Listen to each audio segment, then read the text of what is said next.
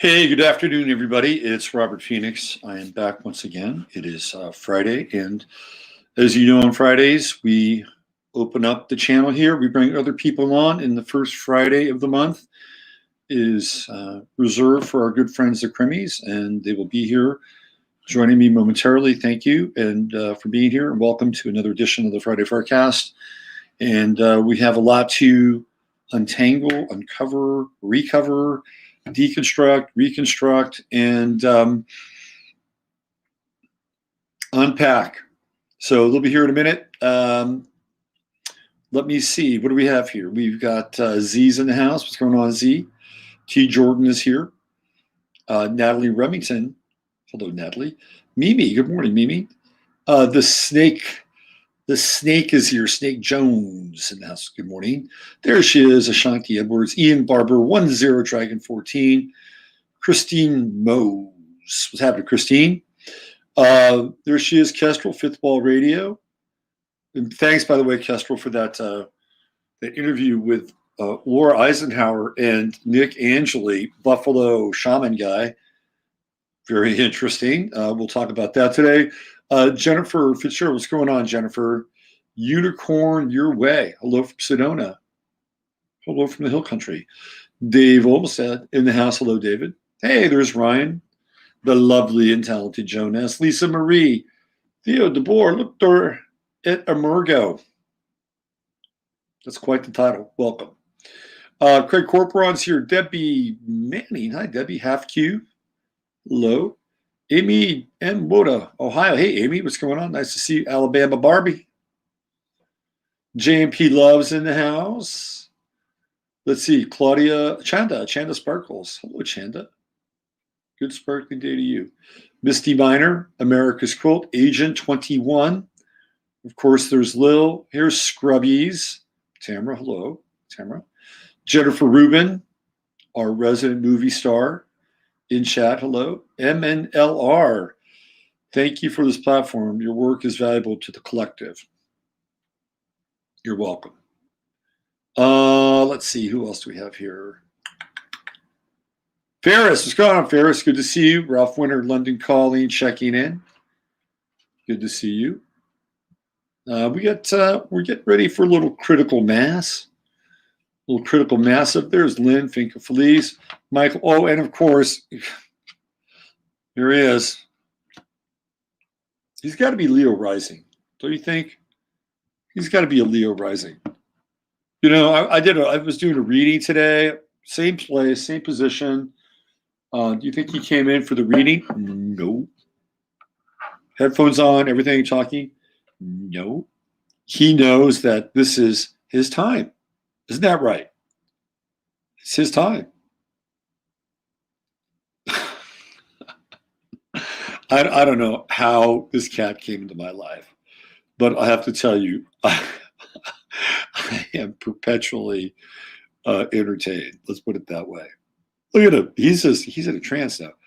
What do you have to say? What do you have to say to your fans out there? You have anything to say to these people? Any words of wisdom? And now he's dialed in on Cardinal Theater. Hey, Uncle Glenn, what's going on? Good to see you. Yeah, Jasper's a trip, man. He is very photogenic. He's totally photogenic. I got to make sure that the Crimis got the invite. Let me do that one more time. Let me send it another way. Let me see what we got here.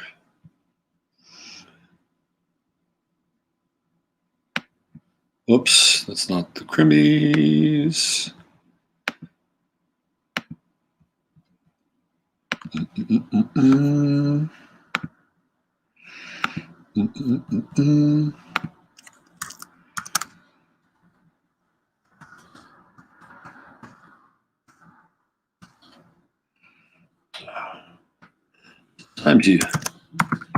Sometimes I do not like certain search modes.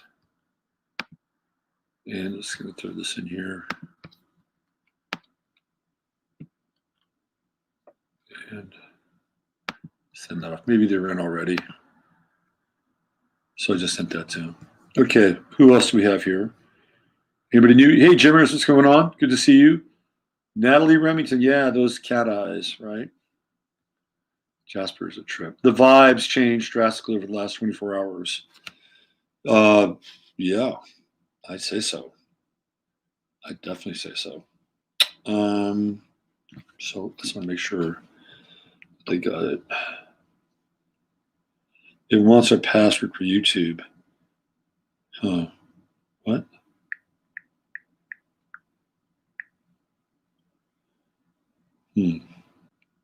There they are. Okay. All right, let's bring them on. Here we go.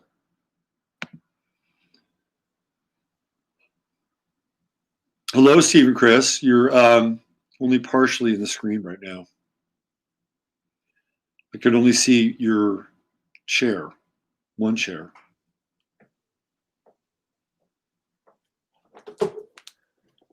All right.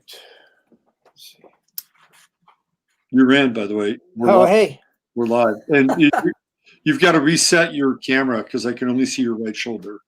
Okay, let's see.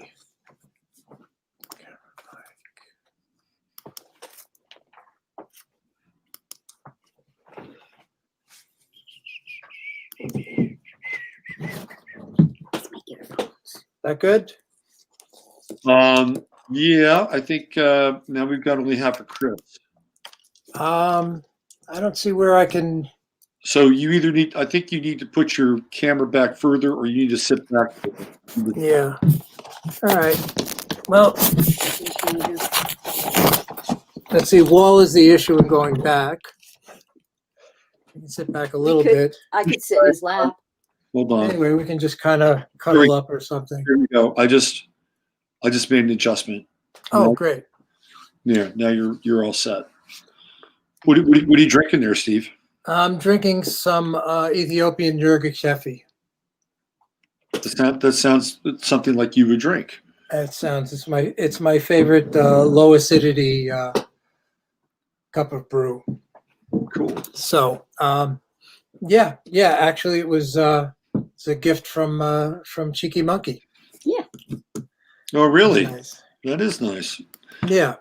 So I just it's my second cup of the day. I usually have 2 cups, and I don't know. So sorry, a little slow, but yeah, for some reason it wanted us to sign in through YouTube, and we had to get find my YouTube password, which is like buried deep into the password archives.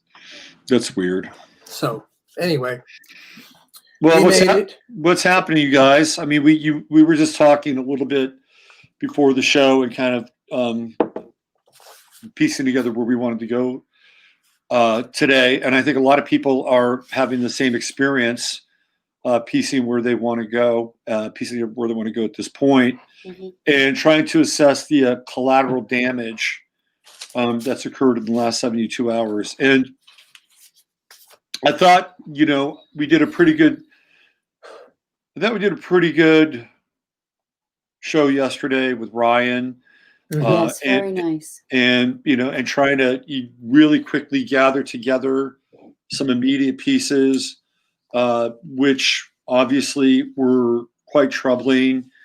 And when there are 2 things. When you're really close to an event, the early details are important because they tend to seep out, and you want to grab those early details, but you're so close to it that even when you grab those details, there are other things that you miss in terms of the bigger picture. So maybe today we can go back and look at some of those details and look at some of the other things that are connected to the bigger picture, and really try to wrap our heads around kind of where we are, where this is going, and what the potential fallout of all of this is, which I think is quite significant, actually. And if there's any real okay, this is not going to work. This is not going to work. You missed his entrance. Oh, did we? Yeah. Oh, So why don't we start with kind of where we are right now. Well, let's just see and again, what we're referring to, of course, is what happened when all of a sudden they had Votus Interruptus on Tuesday night. Was it Tuesday night? What was it, 6th? It was what, Wednesday. It was on Wednesday. Yeah. So I think, just going back to the scene of the crime and just kind of recounting what took place, and then moving forward and bringing in some of the details that you guys have been putting together. We had Trump giving a speech and a massive amount of people. I mean, probably close to, I would say, 1 million people, give or take, a lot of people. And 20 minutes before the speech ends, which is an interesting number, 20, right? Because, we were in 2020, and it's got that energy, the 20 energy, which is the aeon, the end of one time and the beginning of another. It comes out that Pence is going to basically follow the established rules of order, not send the electors back. Ted Cruz begins to make this show of it by saying that he wants to pump the brakes. And I think it was I don't think it was 10 days. It was a 10-hour delay to go over the 5 states in question and spend 2 hours with each state, which is really not enough, by the way. But that's what they were going to do. And at that point, that's when all the hell breaks loose. That's when everything begins to theoretically happen. And we have the storming of the gates of the Capitol. The Congress. And then we have the other kind of thing where Mr. Buffalo Bob is there with his group of people. And it seems like those are two very, very different events, right? One happens on the stairwell trying to go into Congress, and the other seems like they're completely free. They're untethered. They can go wherever they want. He can get up into Nancy Pelosi's desk and, have his little American flag, and there's no problem there. There's no resistance there. So these are two very, very different kinds of events that take place. The one that ultimately, I think they're linked because they'll link the two together. But the one that is probably the most troubling is the one on the stairwell. And we'll get into that, and we're going to get into Ashley Babbitt and whether or not it was a staged event, false flag, et cetera, et cetera. So I think that's where we want to go, because the fallout of all this now is that anybody that's even remotely associated with Trump, who whether you're MAGA or Patriot or you're into truth and freedom, et cetera, et cetera, et cetera, like, you are on the hit parade. As you said, Chris, it's radioactive. And it is the least politically popular or ideological place to be. And even on my street, the house across the street and the house next door, they both had Trump Pence signs all the way up until 2 days ago. Now they're gone. They're gone now. So the liability. The liability, they're thrown in the towel. And it's dangerous. Far reach. So It is. And so it's less dangerous here in this town, but I think that it's a sign. It's a sign that the sign isn't there anymore. Right. So this is where we are. In the light of all that, I would like to suggest that you start the invocation now. Yep. So that we create a container. Yeah. So it's important to have that container and set our intention. Yeah, sure. All right. And then we can have the conversation. Yeah, sure. Okay, so, here we go. Dear blessed Holy Mother, Father God of the great central sun within the universal light, which is the light of Yeshua, Sananda, Emmanuel, and all great avatars who are here to serve and unfold their higher purpose amongst us all. We ask that only the highest and best information, intellect, wisdom, and truth come through this channel at this time for everybody participating, viewing, and experiencing it. We also affirm and decree the qualities of diligence and commitment, clarity, focus, discernment, understanding, empathy, compassion, humor, higher perspective, flexibility, and above all, love. We ask that any karmic residue be cleansed, clarified, purified, removed from this stream at this time. And so be it. Okay, there we go. Thank you. Yeah, Thank I you. think that's Yep. helpful. Yep. I think it does make a difference. It's important to have a container. Yeah, for sure. Mm-hmm. Which is why I started doing it. And yeah, I think it's, and I think everybody in the chat room really appreciates it. It seems like everybody senses the importance of it. Yeah, and it does seem to, and the times that I don't do it, which is kind of rare, it does seem a little bit more chaotic in chat a bit. Not the people who normally occupy it, but sometimes we have interlopers that seem to come through. So here we are. We're all trying to piece things together now. And I was going to add something to what you said, what you laid out. I think you even have to start with the fact that Trump was something along the lines of 45 minutes late to give his speech. Right. I mean, the people, it's almost an hour. It's cold. People are waiting. They, sat through a couple of speeches. And so, just trying to look at all possibilities. Why is he 45 minutes late? There may be a bunch of reasons, but he shows up. Everyone's just kind of like, oh, let's get on. And then he gives like half of a rah-rah speech. And then this really long delineation of the numbers of election fraud, which he was reading, off the teleprompter. So that made the timing of everyone going to the Capitol building significant. In other words, if he showed up on time, gave one of his half-hour speeches, and everyone was there, before Congress went into session, it may have been different. I don't know, but there's something about that timing that bothered me initially. Okay, so that's just a thought. Well, so what's your hit on that? Do you think it was deliberately timed? Do you think he was delayed? What do you think? I think he wanted the people. Well, my guess is that he wanted the people there as Pence was making his decision for whatever reasons. Now, I can't imagine, since everyone who's into this knew that Pence wasn't going to come through. Right. I mean, there wasn't even, if he doubted, so why wouldn't Trump know that? Right. Then, so the next question, because we also know that there are busloads of Antifa people going there. Escorted by the police? Escorted by police in some cases, as reported by ex-FBI agents on the ground, that there were busloads of them there. So if we know that, we're going to have to assume that Trump knew that. So how much of this is I'm just putting out the possibility, along with the fact that the people went there. I think I don't think there was probably anybody who did any damage who was part of people like Ryan going down there just to be part of something that they would feel is going to be historic. Mm-hmm. The question is, does Trump need a casus belli?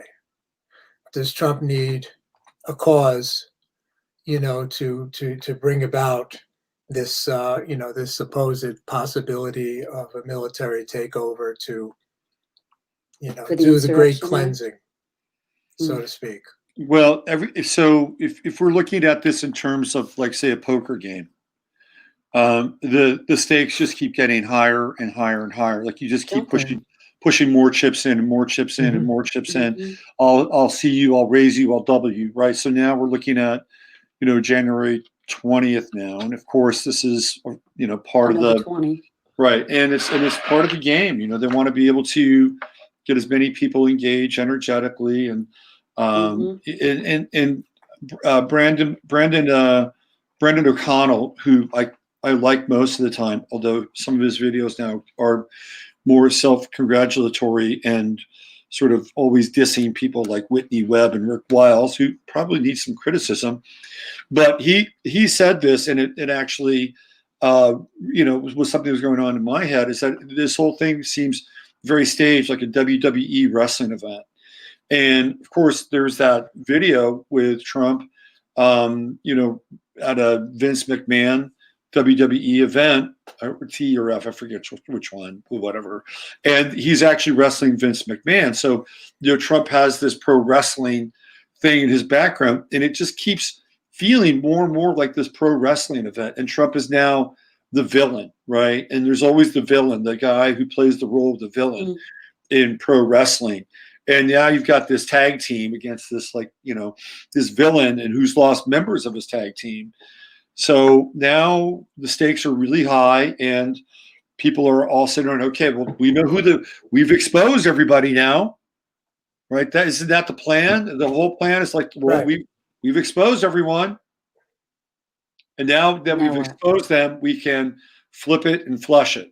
And I think that's really where a lot of people want it to go, hope it goes.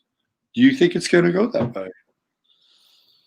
I don't know, but even so, we were listening to Steve Bannon's War Room this morning, and he was talking to Rudy Giuliani and saying, Bannon was posing the question, why doesn't Trump declassify? Now's the time. He's got to do it now so that all of their crimes can be exposed in their own words. No conjecture, release the emails, release it all, now's the time. So Giuliani agreed 100%. Well, how much declass do you want to go? Because if they declassified everything, Giuliani would be doing time. Well, whatever. Maybe, I don't know. I'm just saying there's plenty that could be declassified. And if you're in charge of declassification, I guess you get to pick and choose. But something needs to happen to turn the tide.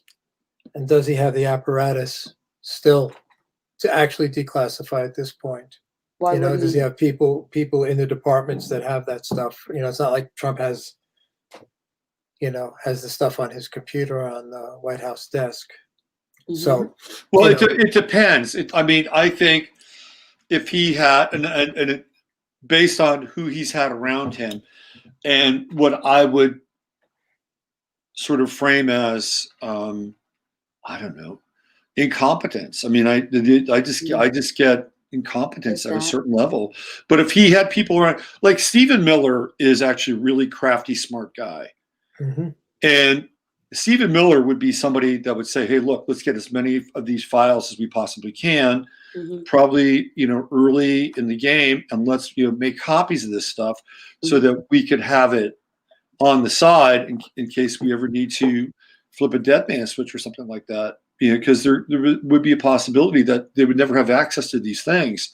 So if they were smart enough, they would have done that. They would have gone in and got as much access to stuff early on as possible so that they could have it. Whether or not they'll do anything with it, you got the DNI report is supposed to come out on isn't it February? Like February 13th? No, it came out on the 6th. The one on election collusion with foreign governments, it was delivered to Congress on the 6th after it was already decided. Right. And just to get back to the other point, and you might think maybe that is why that Pelosi and everyone else is clamoring for him to resign right now. If you think you've won and you think it's over, why do you he's gone in 12 days? Right. Why not? Yeah. Why not just let it slide? He's done. He's cooked. He's toast. Right. So that made me. But apparently he's not. I'm thinking, there's only one reason why they would try to pull an impeachment now. They're still afraid. They're still terrified of him. And they just don't want to have any chance that he can declassify or expose them. So they need to muddy the waters again. And that's what they're really good at, is muddying the waters. Yeah. They'll throw, dead rotten fish and eggs and tomatoes and other things in the water. And the obscure. And the other thing that hasn't been talked about much is the number of congressional laptops that were stolen during the action. So was it Charlie Ward? I think Charlie Ward, said like 10 of them, and that they are, were taken by the white hats, and for whatever reasons, whatever's on them. Pelosi was sitting there, wide open, Nobody you thought know, to grab it. anybody with a thumb drive could have gotten something out of there if they knew what they were doing, and I'm sure there are people there who knew what they were doing. Maybe they could have called the Awan brothers in to help them out with that. I Oh. think so. Tech support. They're really Yes. good for tech support, apparently. And Pakistan is God.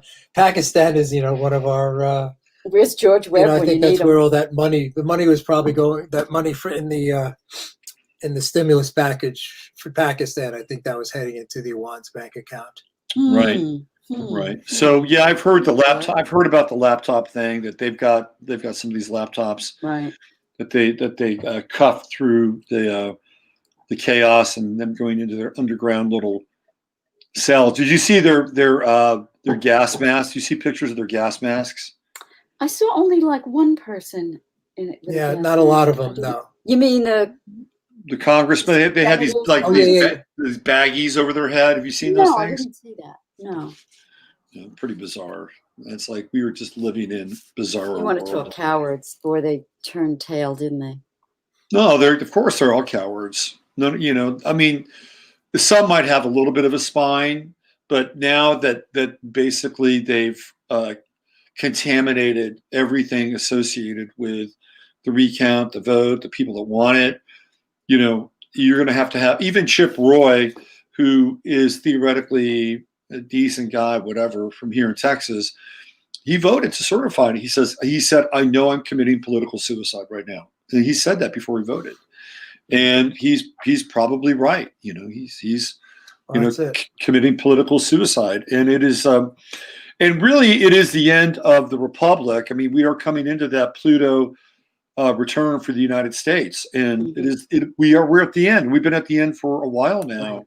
Right. And something new is going to come out of this thing. And the something new may not necessarily be anything pleasant initially, or maybe something even more radical than 12 days from now we'll be able to understand or understand from this point.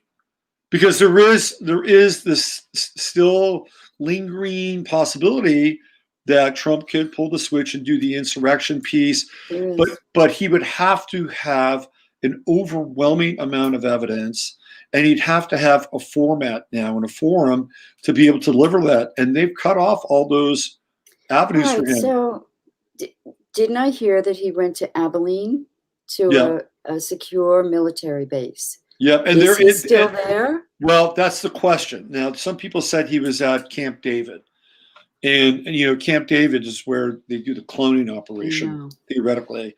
But there was ample evidence of, I believe it was Air Force One going to Abilene in Texas. Yeah, I guess Monkey Works, is that? Yeah, so so I believe that to be true. And there was a lot of kind of observation and watching going on at that point. There was also, I guess it was on Monkey Works, where he showed, it was like 10 minutes into his video, there was a clip where President Trump was talking, and he compared it to earlier in the day when he was on the stage with the protection of the plexiglass, and it was cold, very cold, and he had a heavy coat on and gloves. And then later on in the day, when he's supposedly giving this talk, he's in what looks to be the Rose Garden, and he's just got a suit jacket on, and he's very comfortable. He's not hunched against the cold, and lush greenery. The greenery, the shrubs behind are all in this sort of like fullness, and not retreating from the cold. And so they're saying they think that's a green screen. Yeah, and it's not the first time I think he's used a green screen. I mean, he's been in front of the green screen a number of times. Is he not in Washington? Is he in a protected place? I hope he's in a protected place. And I think even the video is unusual in that it feels like it's almost like spliced together. There's like weird little edits inside the video. He said on the shoulders you can see there's like a line, a very faint line of green. Yeah. And he doesn't actually concede. Right. If you follow the literality of what he said a new inauguration will will take place. New administration will take A place. peaceful transition. There will be peaceful a new administration. He which never will be mine. conceded. Though he just said that he's not going to Biden's inauguration. Going to his own. Not to be shocked. So, and on one hand, so the other thing I've been thinking about is what is I forget the year, when the papacy split, and there were two sets of popes, one in Avignon and the other in Rome. And the first act of each of the popes was to excommunicate the other one, each of the other popes and each of the other subjects under the pope. So there was, I don't know, at least maybe a couple of decades, I forget how long it was, where they were dueling popes. Right. Maybe 1200s. I'm not good on that one. But anyway, that's and we've talked about, a few months ago about this possibility of these splits. And that could be one. And you could see. Well, that was in Penny Kelly's talk, where, her on her visitations, the men in the robes were saying that to her. And they also said, which kind of I always keep in my back pocket, was that democracy as we know it will end. There will be a rise in the corporate power and control, but ultimately that the democracy would come back in a more mature form. So not saying how long that would take, but I always leave that possibility open because we certainly need to mature. There's just adolescence run rampant, and it's like the country's being run on hormones. Well, so. And if that's the case, then the Civil War would be the Civil War between army factions. So let me play the about a minute and a half of the Trump video, so people can see what we're talking about.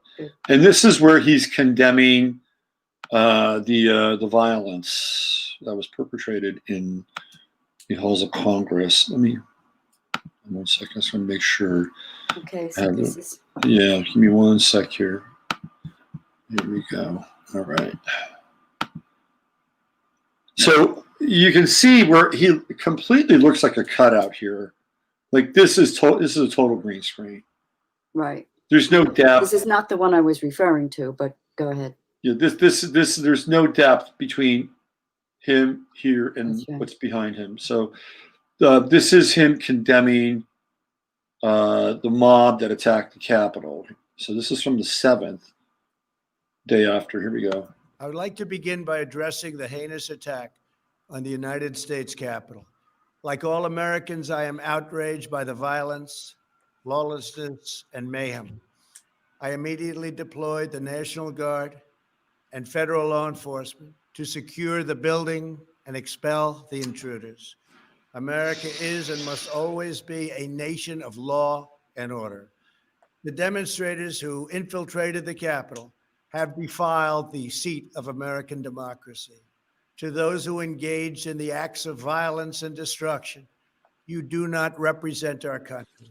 And to those who broke the law, you will pay. We have just been through an intense election and emotions are high, but now tempers must be cooled, calm restored.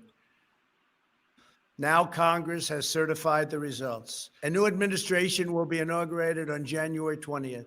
My focus now turns to ensuring a smooth, orderly, and seamless transition of power. This moment calls for healing and reconciliation. To the citizens of our country, serving as your president has been the honor of my lifetime. And to all of my wonderful supporters, I know you are disappointed, but I also want you to know that our incredible journey is only just beginning. What do you make of that? Well, it does look very stiff. Yeah, there were 3 cutaways, if you were talking about that. Yeah. But it's not.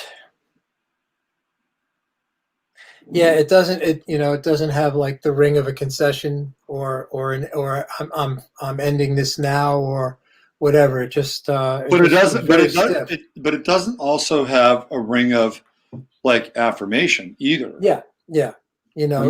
this is over. It's like, yeah, this is over. It's not over yet. Yeah, we're just beginning. But I think that's the distress that everybody's feeling, is the ambiguity. So no one really knows. Again, we're left holding our breath. It's like, okay, so everyone's scrambling to try to understand and make sense of, or find some nuance that would be an indicator Mhm. of where it's going. And so you're left, which is not a bad thing, to use your intellect and to do your research and to, to pull on the historic reason for what's going on and try to have a context through which you can understand what's happening, and to form an opinion of what you're seeing, because it's not clear either way. So everyone is forced into this field of unknowing, which is a very high spiritual state, actually. So this field of unknowing. So you're sort of forced to go inward and call on your deep resources. And this is where it takes the fortitude and also some just, hard pavement pounding of trying to understand and find out good information and to sift out what do you think is good. So I don't know. Well, let's throw this out there. Let's say on January 20th, Joe Biden is inaugurated, and we have Biden and Harris, and everybody in Washington has essentially conceded to it because their political careers now depend upon it. What's Trump's life like after the fact? A lot of people think that he would go out and start a rival to Fox News, and I don't think that would be the case at all. I think, it's gotten to the point now where anything that he would do would be completely scrutinized, and like they want to count coup, like Kamala Harris wants scalps. They have vowed to dog him. It's not just dog him, it dogs everything that's connected to nationalism, patriotism. Yeah. Like they are going to use this event as a cudgel against anything that remotely resembles that. They've already told us that. Yep. So if he is out of the picture, there's no way he's going to, start a riot. Like he might have had a chance to do that if he had said, "Hey, great, Joe, you beat me fair and square. I'm moving on, and then I've got a lot of opportunities waiting for me, in private life." And he could have done that. I think at that point he could have made that transition. But because this thing has been so strung out for so long, and he's created such animus, I don't think that would be able to happen. And no, not for his family either. Not for his family either. No, that's true, because his family is also going to be suffering the consequences of this. But this also brings me to, I've been reading the Behold a Pale Horse. Yep. By Milton Bradley. Where is he? Cooper. Cooper, yeah. And so in the back, he's got a chapter on the protocols of the elders of Zion. And it really is, the whole book is chilling because it's what we're living through. Mm-hmm. And this was written, in, I don't know, well, I think I saw him in 1990. Yes, and that's, I got the first edition of that book at an event in Olympia. It was really hard for me to work my way through it because it was so depressing, because it was spot on. And so I'm now in the appendix where he's got the protocols. And so it says, you yourselves perfectly well know that to produce the possibility of the expression of such wishes by all the nations, and by such wishes, it means, total control, like one world government. It is indispensable to trouble in all the countries the people's relations with their governments, so as to utterly exhaust humanity with dissension, hatred, struggle, envy, and even the use of torture by starvation, by the inoculation of diseases by want, Mhm. contaminated vaccines, so that the cattle no longer see no other issue than to take refuge in our complete sovereignty in money and in all else, so that the people would capitulate to the one world order because they are in such a state of fatigue Mhm. and confusion and derision, Mhm. which is why it is urgent that everyone understand that they have to maintain their center and don't be knocked off your base. Mhm. It's more important now than ever. Otherwise, they win. Well, So we have to keep yeah. our wits about us. This is also something that Albert Pike talks about in his vision for the Third World War, which is brought on by the Christians having to fight and defend themselves against the forces of nihilism, and as a result, they are spiritually and morally, they may win, but they are spiritually and morally, I wouldn't say defeated, but bottomed out. And when that happens, they will be faced with a great existential crisis, with no belief, because their theoretical God has they've had to desecrate their theoretical God or go against their principles. And that's, according to Pike, where he brings in, the shining light of Lucifer to rebrand their faith. So we see it's another script that's kind of similar. And then you have Silent Weapons for Quiet War, which has kind of a more updated version of the Protocols of Elders of Zion with technology, right? So these are scripts that are all happening right now. And to your point, Chris, we really do have to maintain our center, and it's our only defense. I would say it's our only defense. You have to maintain the strength of character and fortitude and hold the line. Do not cave in. We're on a roller coaster ourselves. I mean, listen to me preaching to you. We go into these just really depressed days, but we don't stay there. We can't stay there. You can't live there. If you cave into it a little bit, that's fine. That's to be forgiven. But you cannot stay there. You have to always get up and spit in their eye. Yeah, I'll speak to the exhaustion because, so I've been, through all this, I've been going to the grocery store and being usually the only maskless person there. And no matter what, it's still psychically draining to do that.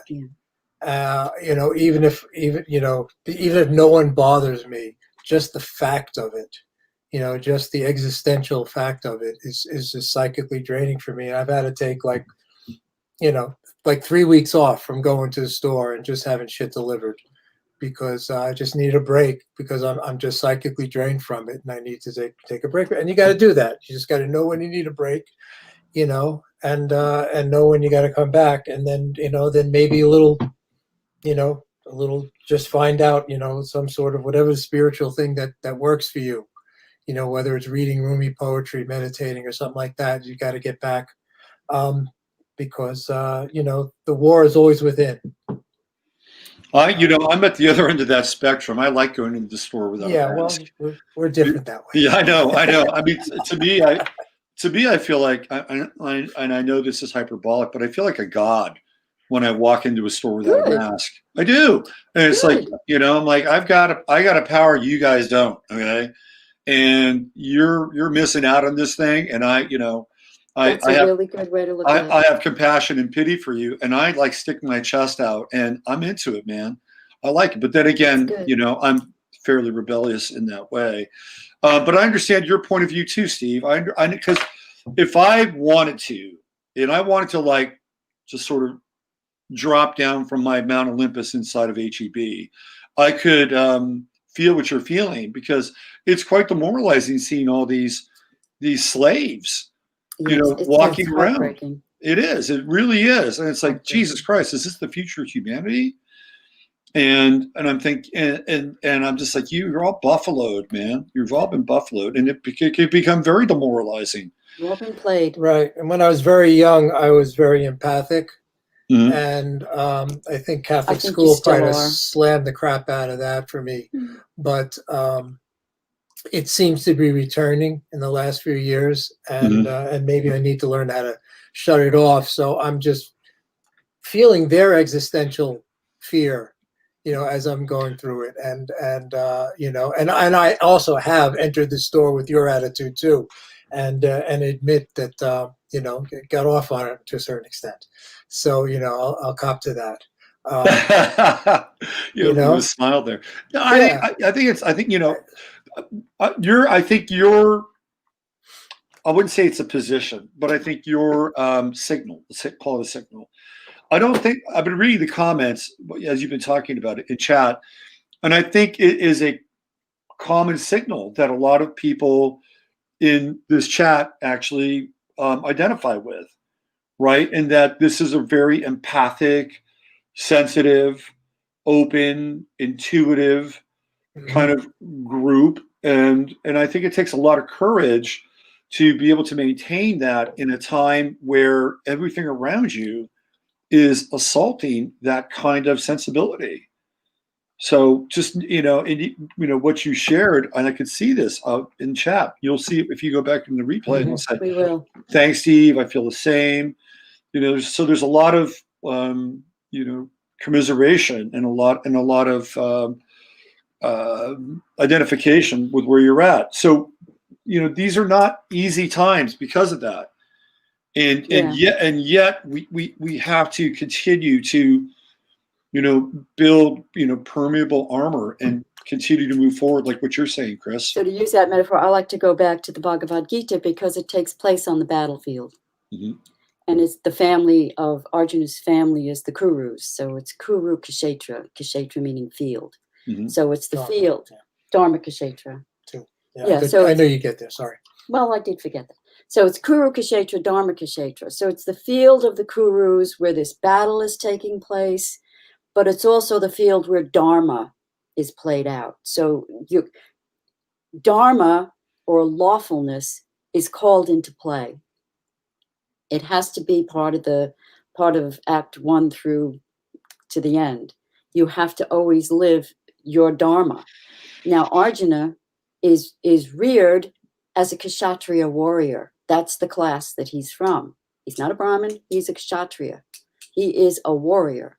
And in the beginning, the bow slips from his hand and his mouth dries up with fear and his muscles are incapacitated. He can't move, he can't act. He's frozen in fear. Why? Because he sees a world outside himself. He sees a world of opposition. He is on the battlefield and he's fighting his teachers. Imagine if you were to be put in that position with the people who formed you and made you who you are, and now you have to stand up in opposition to them. And then when he goes into this chapter 11 experience of the divine oneness, and Krishna says to him, there's no honor in this. There's no honor in you, running from the battlefield or crumpling up in fear. You are a warrior. It's up to you. Your Dharma is to fight. So stand up, take your bow, go into action. And then it all proceeds on again through that realization that it's sort of being in the world, but not of it. So you don't claim the fruits of your actions. You act because it ought to be done. You don't do something to gain an end for yourself, for an ego satisfaction. You go into this war. This is a spiritual war, and everybody knows it now. This is a spiritual war. You go into that with the sword of discrimination and the sword of Dharma.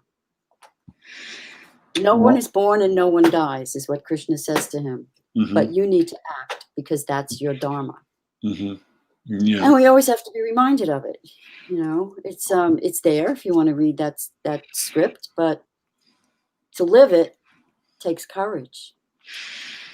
Yeah, it does. It does take courage, and it takes us moving into areas where we are uncomfortable. Very. We have to embrace the uncomfortable nature of what we need to do at times, Mhm. right? This is kind of where we And are it's right now. terrifying, and you could die.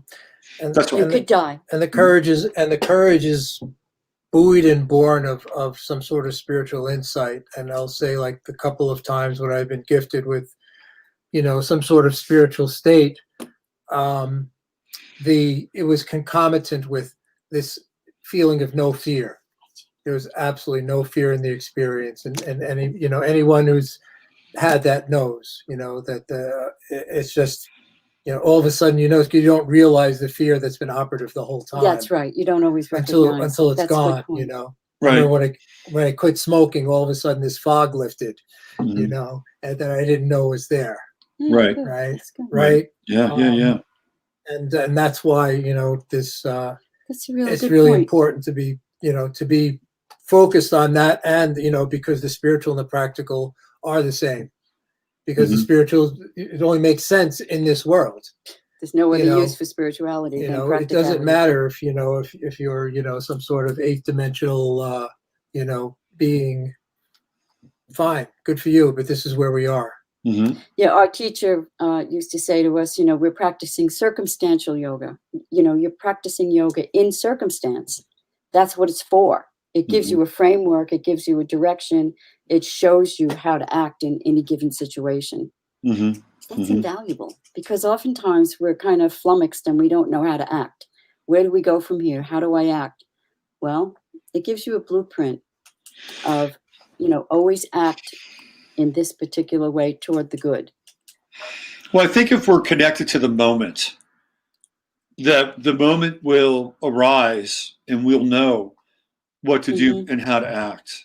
Mm-hmm. That's been my experience as we've been moving through this. If you've done this the time. inner work, There's a lot of the inner work stuff that's important. it has to be done first. If you haven't yeah. done your inner discipline, Yeah. then when the moment comes, you may or may not have the fortitude. So you need the discipline to be Right. Yeah, I would developed. totally agree with that. And concurrent with Steve and his quitting smoking, when I stopped drinking, I found that my reserves were deeper. Number one.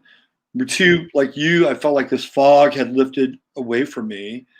Number three, it became easier for me to be in that moment. Like I always had the tools and I could kind of get there, but I was always sort of either processing, a couple of drinks from the night before, or, there was that kind of boozy sort of vibe every now and then that I would kind of get into. It was a lot of fun in some ways, but that's all gone now. And so what's left is, well, what's important. And it's been a real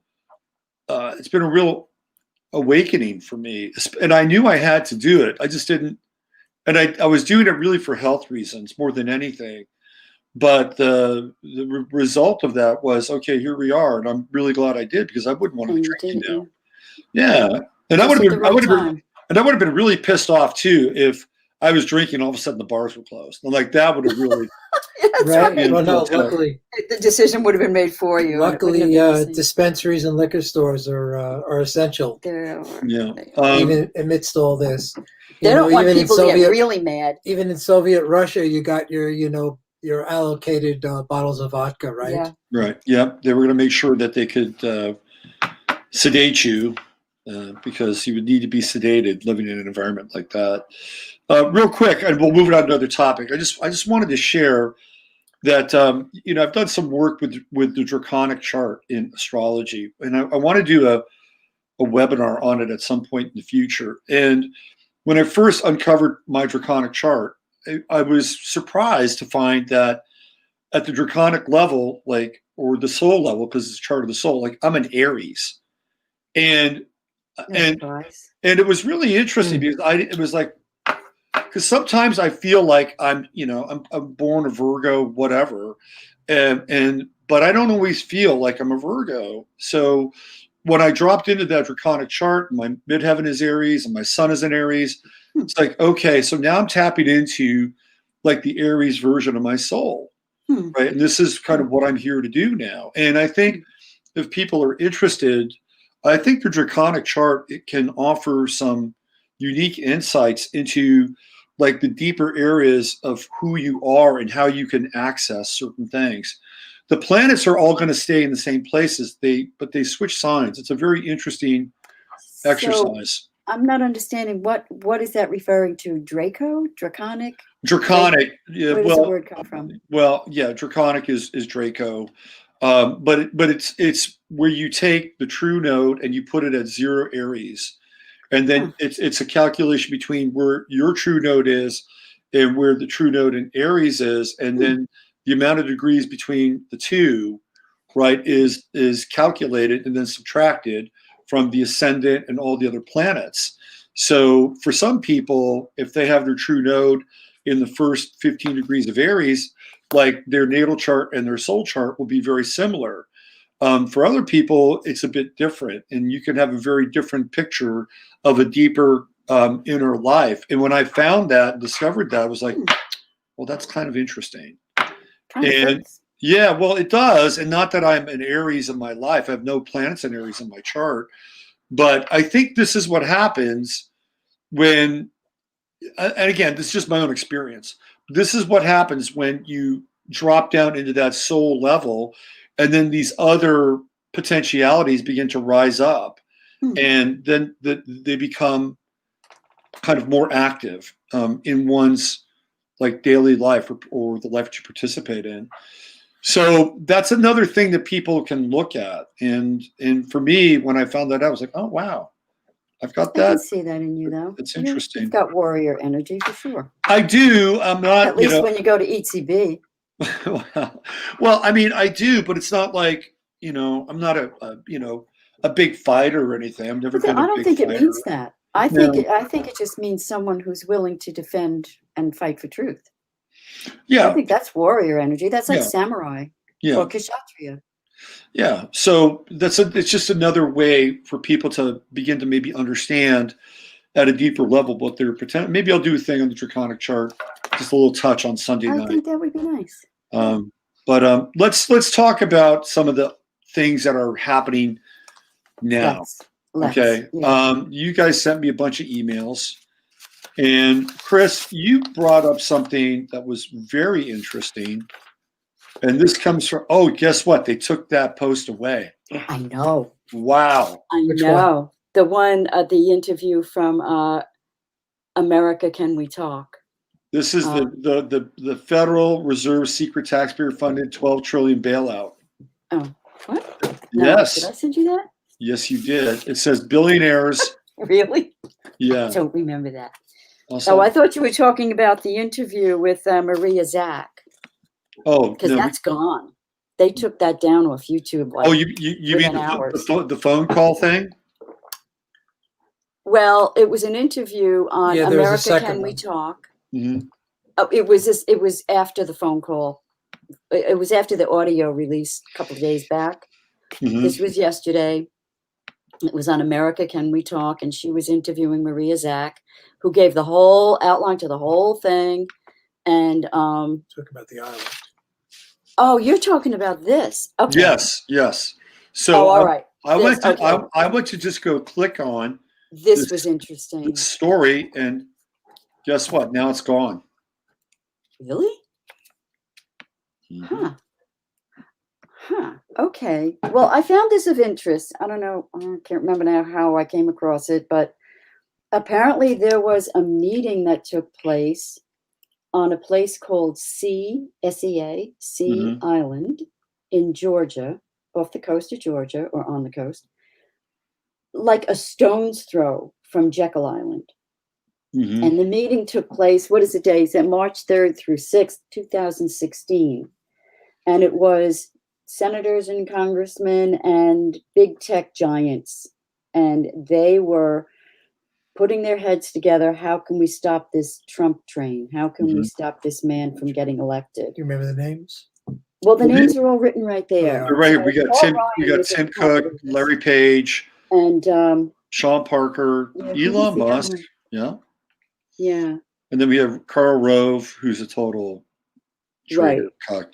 Mitch So McConnell, Paul Karl Ryan. Rove was saying, "Oh, we have to, say that Trump is just not presidential." So that's where that little phrase came from. Mhm, mhm. That was And right out of it's Karl interesting how Rove. many Republicans are there. Paul Ryan and Karl Rove and Elon Musk Mhm. and who was the other one? Can you just scroll it a little bit? We can make this full screen, Can we? Yeah. Okay. We have a We have a cat. In We the have way. a cat. We have to move the cat. And Yeah. Right. So Let's go full these are the people that were there. right. So if you could, Tom Cotton who just that's jumped who I ship, was thinking of. Tom Cotton. right? So Tom Cotton, right from day one, was against Trump. Mhm.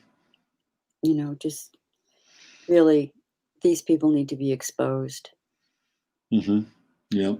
So Yeah. I thought it was very telling. Yeah, look, Kevin McCarthy. Mhm. And this island was where? I just said it was right next to Jekyll Oh, you Island. did? Okay. Yeah, it was, which Where that was to I? me was very telling and significant.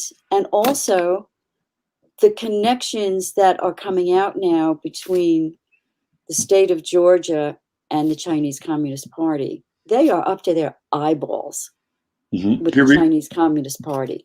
Here's the actual. Can you guys see this? The actual story on HuffPost. Has it clicked over? Let me see. Here, I'll show. Here, I let me don't see do. it yet. Oh, we forgot Bill Kristol. Oh, What a darling. yeah. Here, let's do this. But, it's like, okay, so yeah, it's old news, but it's relevant. Mhm. And just, it's an echo of the Federal Reserve birth. So they've been Jekyll working Island. on this. They've been working on this for 4 years. 4 years. So this is 4 years. So this is, he's early on, he's just been made the nominee, maybe at that point. Mhm. March. Let's see. It So by was March, they're already seeing that he's a threat. March. 3/7. Yeah, 3/7/2016. Yeah. Equinox. Interesting. What is this? Yeah. Mm-hmm. So there's the list right there, and then So you've got Apple, Tim Cook, Google, Larry Page, Napster, Sean Parker. Whoa, go back. You're scrolling too fast. Mitch McConnell, mhm. that little worm, Karl Rove, Paul Ryan, Tom Cotton, Cory Gardner, I don't know him, Tim Scott from South Carolina, Portman from Ohio, Ben Sasse from Nebraska. Cannot support Donald Trump. Mhm. Oh, Philip Anschutz. That looks like Auschwitz. No, Philip Anschutz is huge. He's a Billionaire GOP Yeah. donor Yep, he's whose he's company huge. owns a stake in Sea Island. And again, this is Georgia, which turns up pretty prominently right now. Well, that's what I'm thinking. Yeah. They're really holding the line for the Democrat Party. And there's Bill Kristol, his father was Irving Kristol, who's one of the founders of the neoconservative party. Neoconservatives, of course, coming out of the Bolsheviks after they fled Mexico. Is that how that came about? Okay. Yeah. There were people that were. Oh. Yeah. So Trotsky had people around him in Mexico, and once Stalin hunted him down and had him killed, because they were planning to go back into Russia and take the thing over again at some point. That was their plan, Mhm. and he didn't want that to happen. He being Stalin. So that gets back to your No More Heroes track, Steve. Right. Trotsky, he got a Whatever nice. happened to the heroes? Yeah. So there were the people that were around Trotsky left. They left Mexico and they came to the United States, and that group that was around Trotsky becomes the neocons. And I think Norman Podhoretz is one of the first guys, along with Irving Kristol, to start that neocon group, which initially were quote unquote liberals. They were lefties, and then they saw that the shift to power in the U.S. would be on the right, the Republican, and the corporate side. So they kind of rebranded themselves and shape-shifted into being people that would essentially move into power first through Nixon, and then later through Reagan, and then ultimately Bush and Bush. Right, that was their Right. their So launching pads. the whole PNAC thing, and that's brought Cheney and Rumsfeld into the Right. big players in that. And then here's another relevant passage from the Protocols of the Elders of Zion. They say, when we introduced into the state organism the poison of liberalism, its whole political complexion underwent a change. States have been seized with a mortal illness, blood poisoning.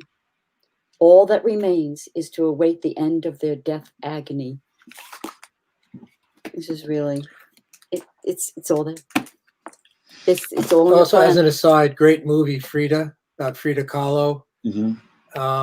And she has an affair with Trotsky. Yep. And it goes into his murder in Yeah. Mexico. Right. But that may be my favorite movie about an artist. Who played Frida Kahlo? Do you remember? Selma Hayek. Selma Hayek. Right. Right. Yeah, Trotsky's granddaughter and grandson live in the United States, and I think it's what's her name, Nora Valco. I think it's Nora Valco. Mm-hmm. Yeah, she was born in 1956, and she's pretty well connected with the psychiatric community in the United States. She's won all kinds of awards. And she was a featured speaker at TEDMed. Supposedly, she was the first person from the NIH to visit the Dalai Lama. So I'll show you a picture of her. This is Trotsky's granddaughter. I've talked about her before. That's her. Mm-hmm. So she, Brookhaven. Born in Mexico. Right? Brookhaven. She did research at Brookhaven. That's that's a pretty notorious lab on Long Island. Yep, there it is. Right. The cancer rates around Brookhaven lab, because everything seeped into the groundwater, off the charts. Blood, lots and lots of children with blood disorders. And from lots that of place. so much breast cancer too. Yeah, So- Long Island has the highest incident. Just about everybody we know from our Long Island days And family.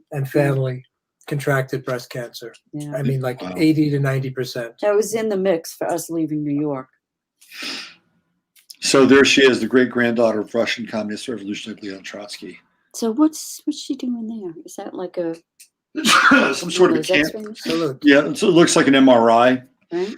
Mm-hmm. Did she have something to do with that? With patient in PET scan. PET scans. Sounds like pet fam. PEPFAR. So PEPFAR. there you go. The offspring of Leon Trotsky working for the NIH. Does it surprise you at all? No. You know, it always makes me raise an eyebrow when I worked 30 years in the psychiatric world, and I was pretty innocent. Now that I know so much more about what took place, I really, my antenna is way up. And speaking of NIH, who's the only person slated to be held over from the Trump administration into the Biden is Fauci. Yep. Oh, really? Yeah. But he's not in the administration. Well, an advisor, he's going to be he's going to be the health czar or whatever the fuck. No, please. So, yeah, don't throw out those masks yet, even though there'll be $1.5 billion in the ocean. Yeah, so I think the plan under Fauci and Biden is going to be a 100-day lockdown. Oh, I can't even. And mandatory mask wearing. And it's like, okay, well, you want to poke the bear, go ahead. Let's see what happens. Let's look at Ashley Babbitt a little bit. Okay. Because she has been this sort of point of focus for the so-called left and the so-called right. And there are some claims that this whole thing with her was staged, and that there is video that confirms that, number one, the gun that fires the shot fires it in a different direction, not directly at her. You can see that in the slow motion. Yep. And then I've also heard that the gun actually fires and discharges a blank, but you can get hit by a blank, and it can hurt. Right? You could have a small little like charge inside the gun. I think this is what killed Brandon Lee theoretically on the set of the on the movie set. And so I have heard that it was not supposed to hit her in that particular place. So there's floating theories about this, but let's throw this one out. This is the one that that Lynn Wood has been pumping. Lynn Wood. He's turned into an entertainer. He's become the voice of Q, actually. Yeah. Here we go. So let's look at this and see where we go. Sound Brighteon. Okay. That's Mike Adams' site. Yeah. So even the name, right? When Emily and I started to talk about it, I said, man, there's something weird about that name. Definitely. Very weird. And then I actually had a thing yesterday which shows this woman with the spelling of a different name, and that she's not from San Diego. She actually lives in, what is it, Alabama or Arkansas. But let's keep going here. Here we go.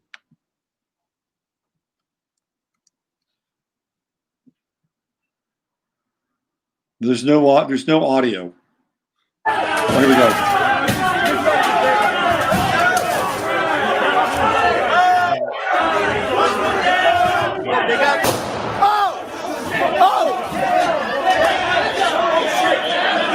Shots fired!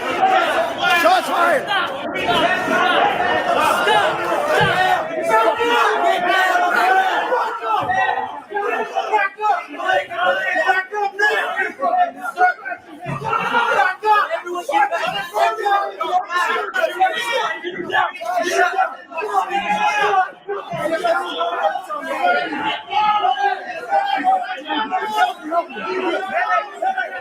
I'm just going to say, can I talk over this a little bit? Yeah, go ahead. Just saying that, does it look like there are any MAGA people around there? Well, this guy says medic, and that's what the Antifa people are very good at saying. Medic. Yeah, Right, no, but Oh, really? But He's yeah, saying just to look at the young people, I don't see they you don't know, look like yeah. people. MAGA. They don't look like, they're not dressed like the typical MAGA people who are kind of in a uniform. So go ahead. Well, no. So, okay, the other thing too is they got all these chairs here. Is Like, that what that is? yeah, they're chairs. Oh, so they're piling chairs up to protect themselves. To keep But they the were there doors- before. It wasn't like, oh, here comes the crowd. Let's put the chairs there. No, the chairs were already there. So I feel like this group was led in, like they open up the gates, right? They just say, okay, come on in. We've seen that Right. video. Right. Yeah, And everybody's seen and that they now. funnel them into this stairwell. And the Mhm. reason they funnel into the stairwell is because this guy's going to be here, and the chairs are already there. They're already there.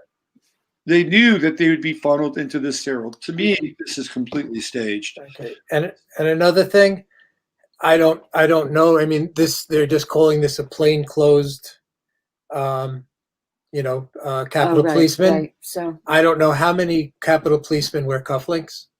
Yeah. Yeah, exactly. yeah, I've been noticing lately everybody in Washington wears cufflinks now. President Trump's wearing them. Everybody's got them. Wow. It seems to be a thing. So getting back to your point, Steve, I just wanted to show some images here of some of these people. All right, so, and like, quote unquote, MAGA people or patriots, they don't sit around with their cell phones and do this shit. This is not, to me, this is, No. to me, this is like, this guy, sorry. Yeah, this is not somebody that I would assume to be someone who is a quote unquote patriot. And I'm not saying you can't have a beard, but there's something about the vibe. You got this guy who's wearing the Camp Auschwitz shirt. Yeah, that's what you were Right saying. here. See that? Camp Just Auschwitz. It's just not them. No, You know. this is the same guy. They don't have that vibe at all. And And in then- fact, yeah, go ahead. And then you've got this guy saying medic, medic. That's a total Antifa sort of cry for help. So let's just go back here and play it again. And the only one really dressed like a MAGA person is this Ashley character. Right.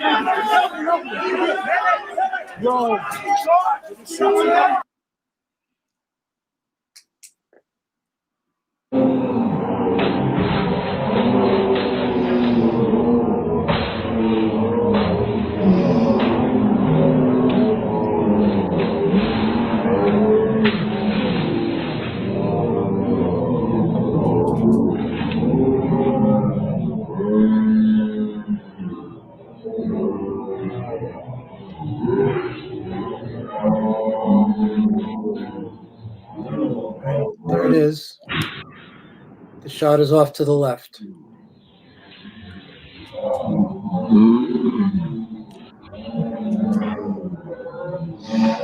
So what threw her back then? Right, If it well, wasn't so- the shot. Also, is it me or does it look like the shooter is wearing gloves? He is wearing gloves. No Right. prints. No prints. Right. Right. No prints. Now, there got a couple things here.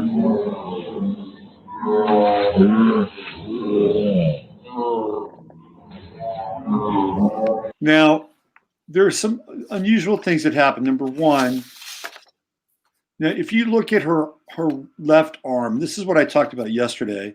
I mean, it goes into that classic rigor mortis position. I've seen this when people get jacked up. I've seen it in videos where there are street fights and street riots and somebody gets clocked. They go into that left hand is up. And that's the same thing that happened with, what's her name? Tiffany Ponder, the gal from The nurse. the nurse. She did the same nurse, yeah. thing. Took the So COVID shot. either she was coached to do this, or something did happen with her that puts her into that sort of mortis position. Now, this guy is interesting. Now, what is he doing here? Very interesting. Who the heck is he? I did see somewhere that they identified him. God only knows where I saw it. Who is he? Don't remember. So Who they claim what's to be. interesting is the position of his hand, right? It's by her neck. So if he was going to break a capsule or have some theoretically like theatrical blood, like this is where it would happen, because he's tending to her in this moment, see. right? And this is where she's going to bleed from, right here. So let's keep playing. So is there no blood up until that point? There is no blood, and the comment here is that they think it's like a 45 Glock. I'm not sure. If it was a 45 Glock, there would be much more of a recoil than that. I don't know. I think it's probably a 9mm, but it's neither here nor there. Even with a 9mm, you probably get at that distance a lot more blood spraying everywhere. So if it was a 45, half of her neck would be like hanging off at that distance.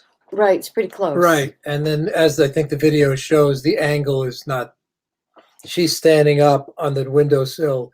The angle is straight across. The angle doesn't fit Okay, a so shot to her. let's So keep you can let's continue. keep going here. Yeah.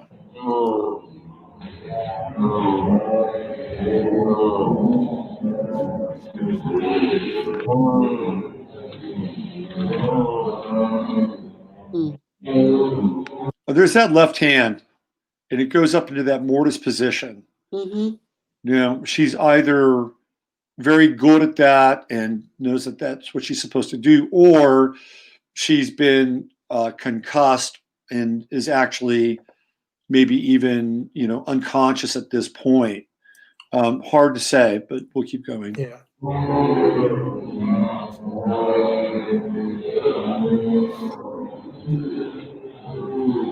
Now, this guy is totally disturbing. Okay. And they interviewed him later on the street. They interviewed that guy. Yes. What did he have to say? He The looked blue like he guy was you're in talking about, total or shock to me. The guy in the blue. guy in the blue? Yeah, on the left.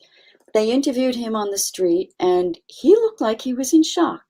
Well, he's not in shock. Maybe videotaping somebody in your film is a way to deal with shock. And he shows blood on his hand in the interview, Right. and I'm thinking, How did he get the blood? I'm on his gonna hand? wipe it on my pants or something. I'm not gonna walk around like the Red Badge of But Courage did kind he? of I thing. didn't even see him touch her. How did he get the blood on his Yeah. hand? And what are these guys doing? Well, that's all. It's just Keeping all other so people weird. That from just makes coming up? this all that makes you feel like it's staged. I mean, you think of when whatever, or Bobby Kennedy was shot or anything like that. Things just go into chaos, right? But everybody is like, somebody gets shot, everyone's getting the fuck out of there, right? Yeah, wouldn't you just run? there's just none of that. So now he's videotaping the whole thing on his phone. Yep. As they all are. It's like they were all ready. And also, I also wanted to mention too, notice the person who shot this video knew to go from the gun to the girl. That's a good point. I Who's mean, taking this video? that's really good video shooting. That's like, watching I always amazed at the guys at baseball games following the flight of a baseball, right? I mean, that's someone who knows what they're doing to do that. Yeah. Because yes, the camera was on the hand with the gun first. Yeah, and wasn't it it knew to stay on him as Yeah. he came back and forth out, and then boom, the shot, and he goes right up to her.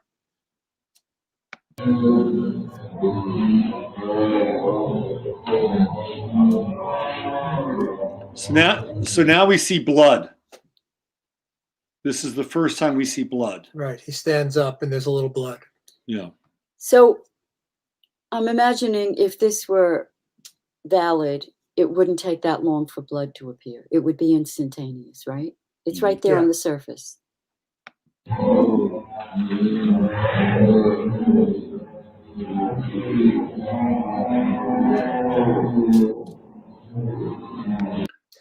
And I gotta say, if these were like real quote unquote MAGA people or Trump people, they would not be doing this. I'm sorry, they don't No, do you're right. this. No.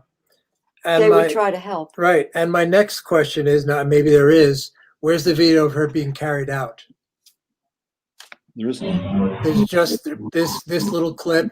I mean, if you're there, she's being carried out. It's the whole thing you're filming, right? Yeah. Unless you're like our phone, you only got like 10 5 minutes. megabytes of battery life left. Right.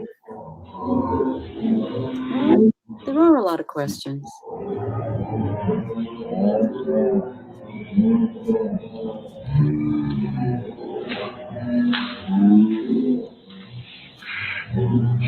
Why is that guy clapping? You see him? He gets up and he No. starts clapping. Can you back it up? Yeah, he starts I clapping. didn't see that. And he's clapping towards the window side. Watch. Which guy? Oh, the creepy guy? Right here. Him. Right here. Really? Watch what he does.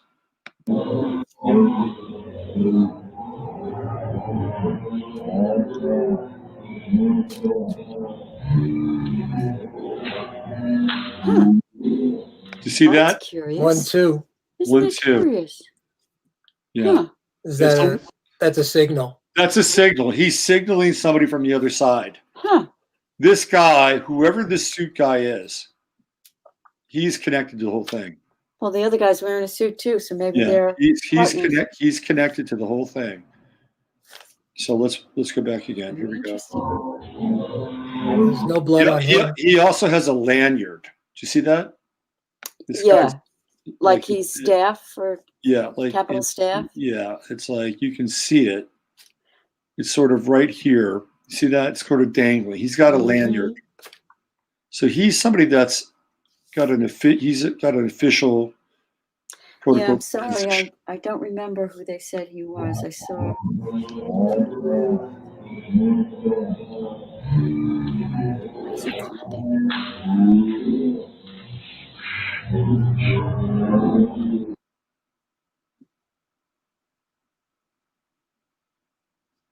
So they're getting into the Yeah, I mean, if it was a 45 caliber at that distance, her neck would be hanging off by, you know, at least a quarter of the way, maybe even half the way.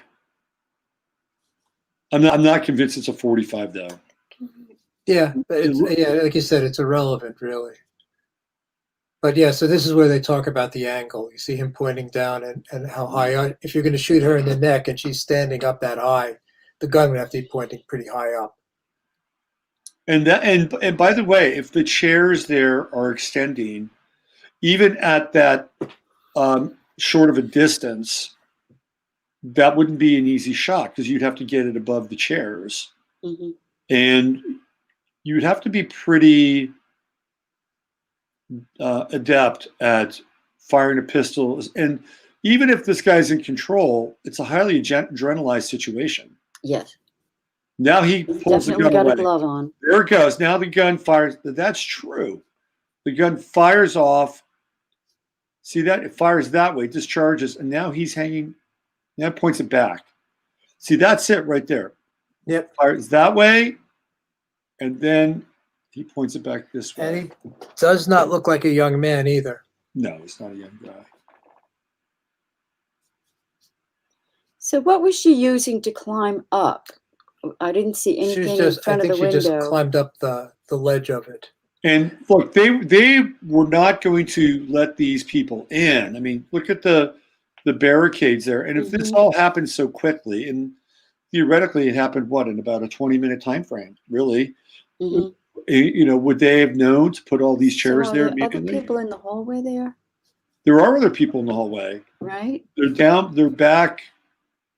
I think they're right there. You see these guys? Yeah, right. They're like two people, maybe three, possibly. Yeah. So let's keep going.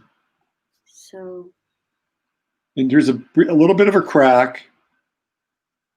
Girl with a pad to cushion the fall. So that they're saying that the backpack cushions the fall.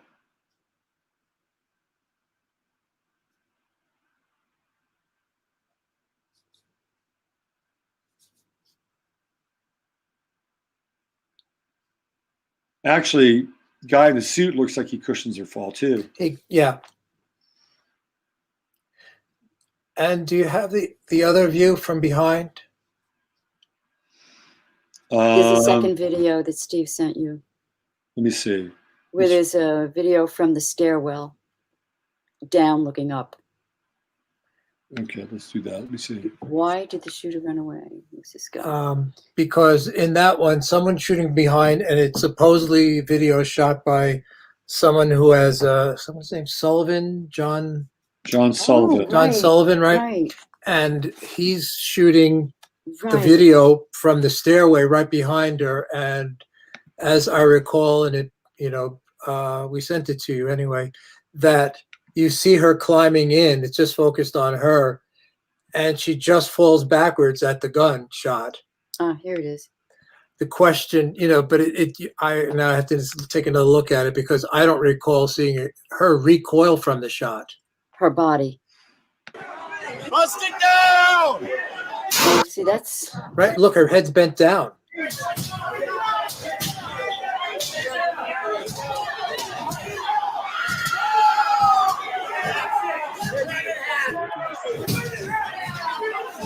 Good job, guys!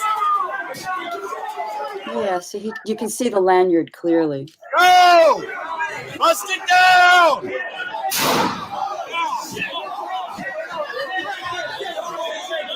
See, that was, I don't know. I don't see her head flip back.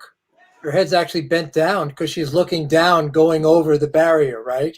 As you would do, right? You know, you're going over a bunch of chairs or whatever is there. You're looking down on it. But I don't see her body recoil. She just falls back. And just hold that up 1 second, right where you are, Robert. So go underneath the video and look at the banner that says, CGTN is funded in whole or part by the Chinese government. And this is put up by CGTN America. What do you make of that? I think it's pretty evident what to make of it. Let's look at this in kind of a slower speed and slow it down a little bit. Okay.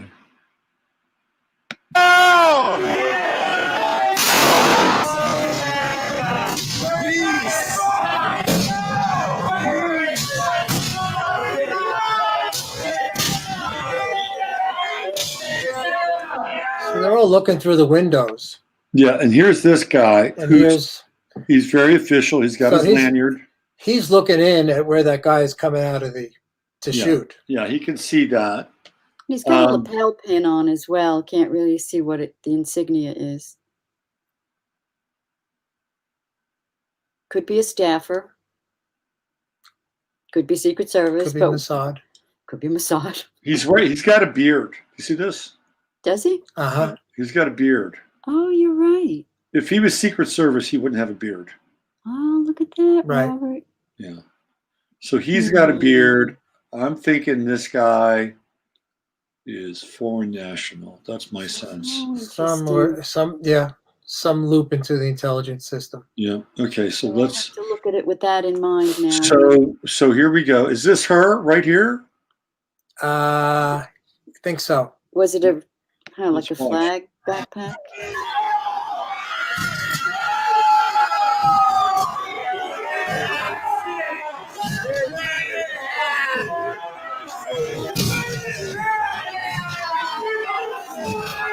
Good job, guys!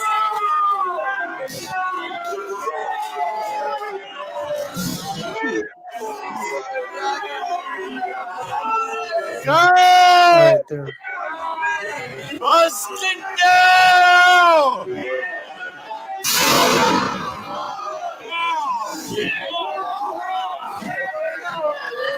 That doesn't look like someone who just got shot in the neck. I don't see a recoil. She just kind of falls back. Now, I'm feeling like Sirhan all over again.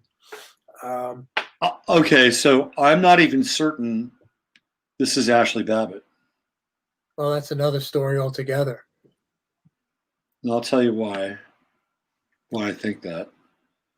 Where are we? Okay, right here. Let's.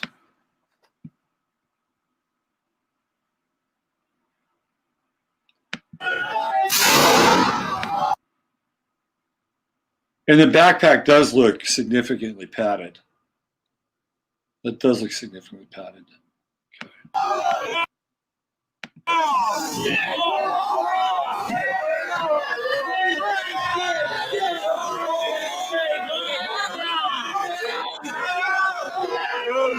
Oh, there's stop it again. See that guy on the left? Isn't he the Sullivan guy? It's funny then. So he's not the guy who shot this video. He looks like John Sullivan. Yeah, looks just like John Sullivan. Yeah. And then this guy actually looks a little like Kyle Rittenhouse. He does. Yeah. That's right. He looks, Maybe he looks a little like Kyle Rittenhouse. He's a I doppelganger. think there's like only 20 Oh my people doing this whole God. thing for like the top to bottom, They're recycling the actors. Oh my God. By the Okay, way, no, he's not, but you're right. He does. The one thing that always, like, That's right. I wouldn't say disturbed me, but really I thought was very strange, was the fact that Tucker Carlson's producer or camera guy for his website was right there in the thick of everything with Kyle Rittenhouse. That part was like, it was very strange. Hmm.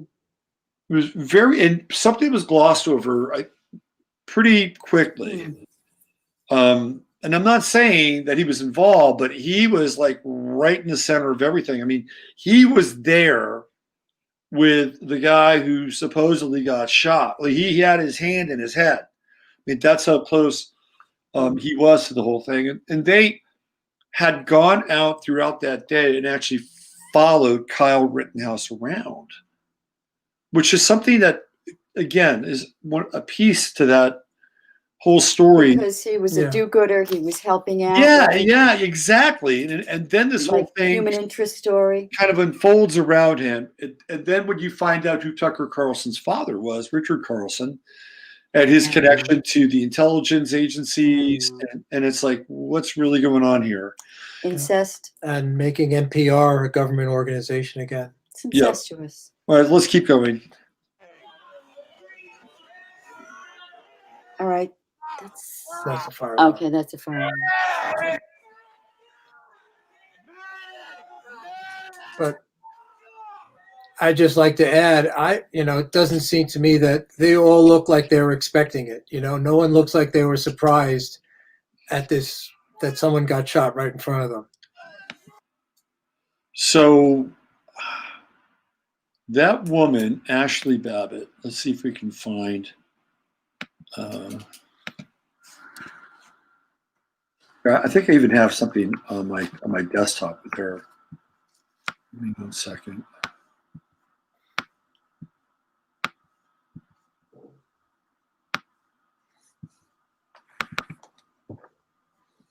We'll get to him in a second.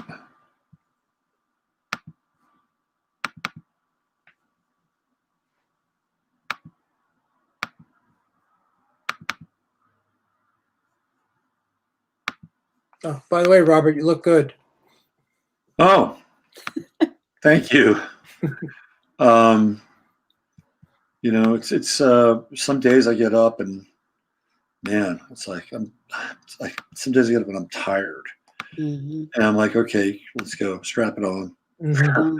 I'm tired, right? We got to keep going. What was it? Thanks. Time to make the donuts? Yeah, time to make the donuts. Let me see if I can actually.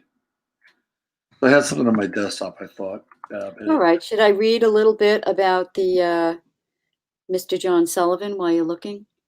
Yeah, you can read about him. Mm-hmm. Okay. Yeah. So the person I was pointing out on the left-hand side of the screen in the melee. This is posted from the Utah Firearms Association on July 10th, 2020.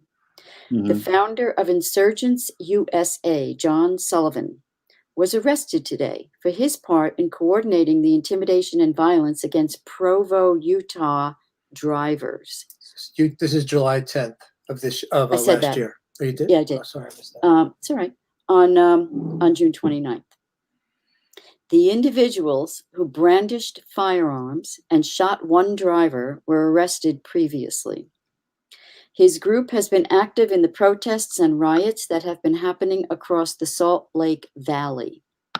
One of those events was scheduled for 6 o'clock tonight, that would be July 10th, 2020, in Taylorsville, where it looked like they were planning on utilizing similar traffic blocking tactics.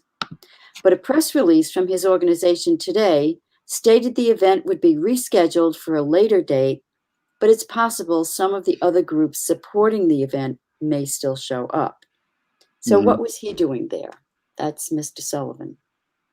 So I saw an interview with him on a local Utah channel, and he was acting as if he was there to witness and be a part of it and try to bring some kind of, I don't know, third party clarity, identification. It all felt very weak. And also you can see there that CNN interviewed him. Yeah. So let me see what we got here. I've seen this guy before. I think I've seen this video before. Let me I've not seen him. Let me go back and get the audio here for it. Be able to play it. Okay, here we go. What's going on, everybody? My name's John Sullivan. I'm from Salt Lake City, Utah. My group is Insurgents USA. We fucking about to burn this shit down. Fuck this shit. Anybody out here seeing that white militia guy shoot three kids? Yeah. Fuck that guy. And I will tell you this shit is in Utah, a whole bunch of white militia came out there, formed against our group. We out there strapped. We out there ready to burn that shit down. We out there to defend our fucking self. We got to defend ourselves now too. We do. Because power to the people. Power to the people. Power to the people. Damn right. We got fucking Rick Trump out of that office right over there. Fucking pull him out that shit. Nah, we ain't about fucking waiting until the next election. We about to go get that motherfucker. I ain't about that shit.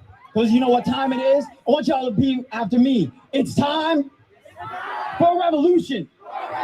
It's time for a revolution. It's time for a revolution. Thank you guys. I appreciate y'all. Be safe. Be blessed.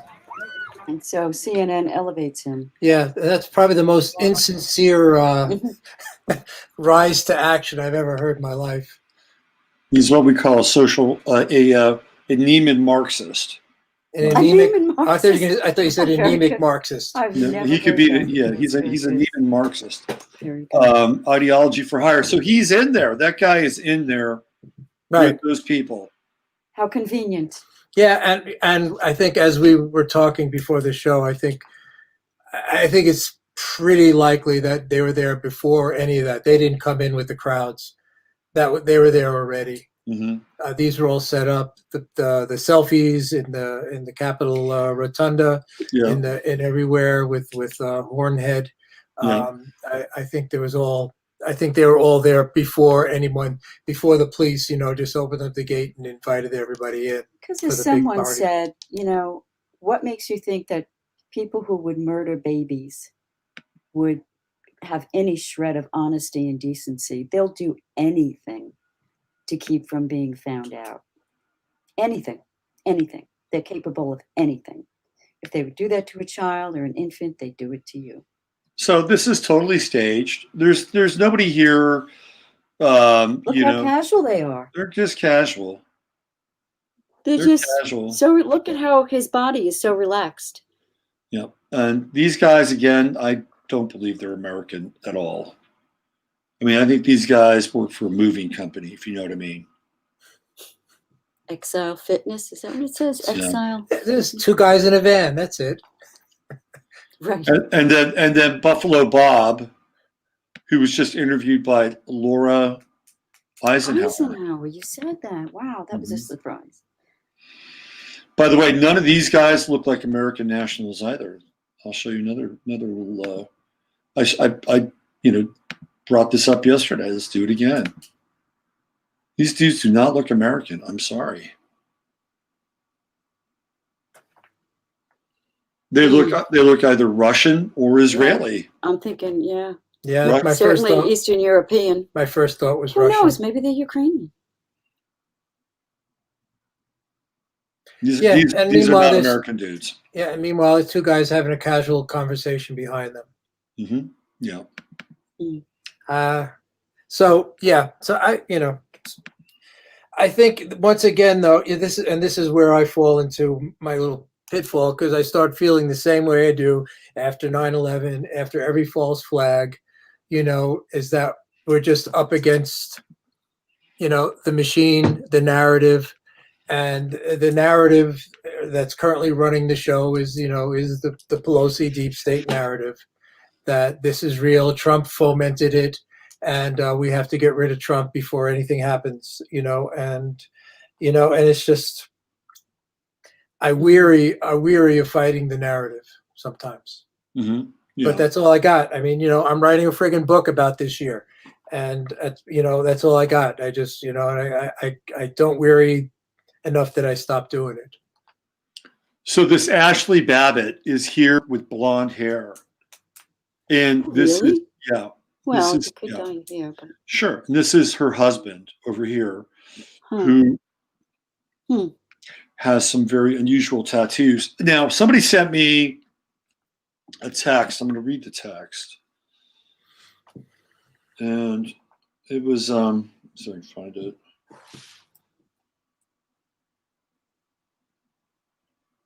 Says she says,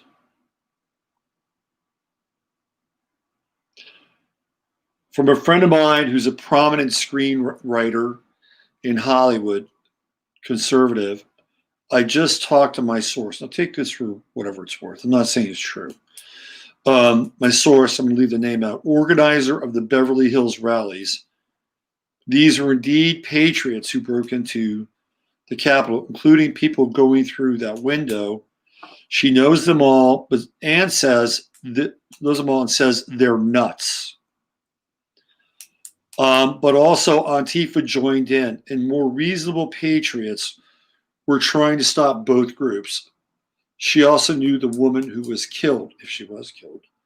Also, she says the woman was shot. This is what she said, with a rubber bullet, which normally would not kill you, but did kill her because it hit her in the vulnerable neck. Unfortunately, we know the people who first broke through the window in the photos, and they are MAGA extremists from California. Antifa infiltrators followed them in. So when people are extremists, they may not even really be supposedly what they're supposed to be. They could be infiltrated as well. Mm-hmm. You know, I mean, if they're extremists, they may be somebody who are agent provocateurs who have decided that they're going to, you know, put on a mask and wave a flag. And this woman, by the way, was 14 years in the Air Force. Now, somebody said that you would want to stick around for at least, 4 or 5 more years so you get the benefits. Why would you leave the Air Force after 14 years? And then she had a high security clearance as well.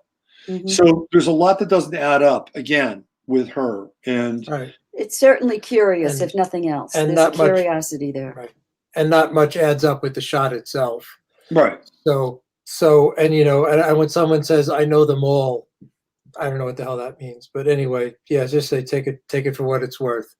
Well, I think this fits in with the spirit of how we approach this today, is that we're not coming to any hard and fast conclusions. We're asking a lot of questions. We're looking at visuals, we're looking at evidence, we're, you know, pulling on our own historical memories and reason, and trying to understand and make some sense out of something that we know we're being played. What we're just trying to do is uncover, well, just how are we being played, and where do we go from here then? How do we act in the face of this? And I think the other piece that is so important is to talk about Italy. Right. So do you want to talk about that? Yeah. And this conversation with this woman, which was now again taken down off YouTube. What is her name?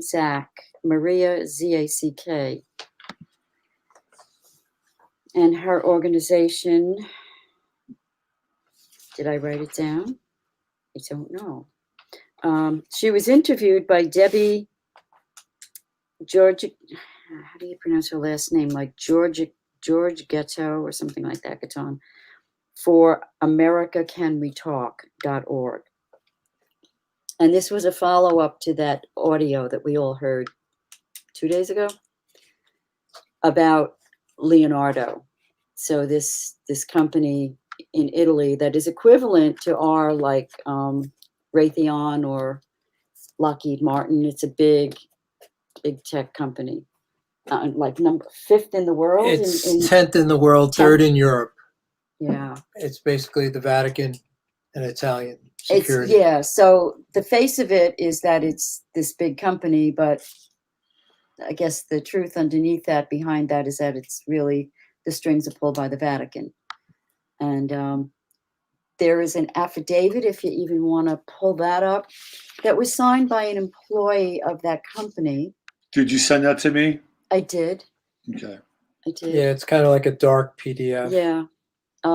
So in this interview, this woman shared the affidavit that they got from one of the employees of this company, who said, yes, I was the person who actually did the flip on the votes from Biden to Trump.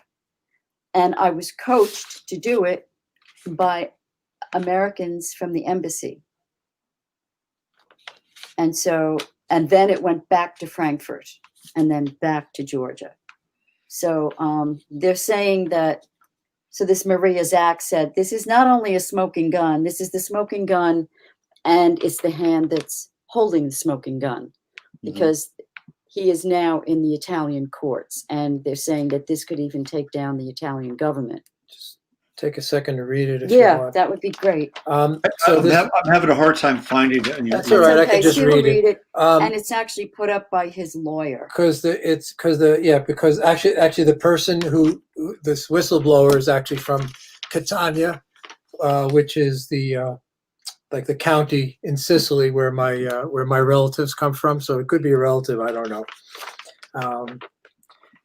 Anyway, so he states on 4th of November 2020, under instruction and direction of U.S. persons working from the U.S. Embassy in Rome, undertook the operation to switch data from the U.S. elections of 3rd November 2020. So this would have been the 4th of November because it happened in the middle of the night. So it would have been the next day in Italy. Mhm. From significant margin of victory for Donald Trump to Joe Biden in a number of states where Joe Biden was losing the vote total. So that's the 3 a.m. shut off, and then all of a sudden the graphs shift and Biden goes from losing by a lot to winning by a little. The defendant stated he was working in the Pescara facility of Leonardo SPA and utilized military-grade cyber warfare encryption capabilities to transmit switched votes via military satellite of Fucino Tower to Frankfurt, Germany. The defendant swears that the data in some cases may have been switched to represent more than total voters registered, which is something that people found out, that in many places there are more votes than there are registered voters. The defendant has stated he is willing to testify to all individuals and entities involved in the switching of votes from Donald Trump to Joe Biden when he shall be in total protection for himself and his family. Defendant states he has secured in an undisclosed location the backup of the original data and data switched upon instruction to provide evidence at court in this matter. So I just mailed it to you again, Robert. So that's the affidavit. Maybe you can find it. Okay. And apparently this has been a story in Italy for at least several weeks. And the Right, so tie-in isn't it with like the December? with the interviewer is, one of the things that they're tying in is that the fact this was in plan for a long time, and that Obama took the money, the pallets that supposedly went to Iran, or at least part of them, and they made their way to Italy to pay for this operation. And so, And Obama, yeah, go ahead. yeah, and Obama's been working with Matteo Salvini. Right. So this is Obama working with Salvini. So I mean, the Italian government, changes like the weather. So there's been like 5 or 6. They have like 5 or 6 prime ministers a year there. I mean, they're nuts. So this man Arturo Delia has been deposed by the presiding judge in Naples, and in sworn testimony states on the 4th of November, under instruction and direction of U.S. persons working from the U.S. Embassy in Rome. That's treason. So, and we had Pelosi going to Rome. Yeah, Pelosi was in Rome then. What? Not too long ago. 2 years ago. So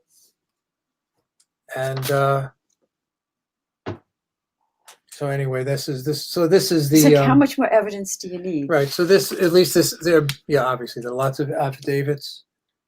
There's like over 1,000 affidavits. But apparently there's no proof.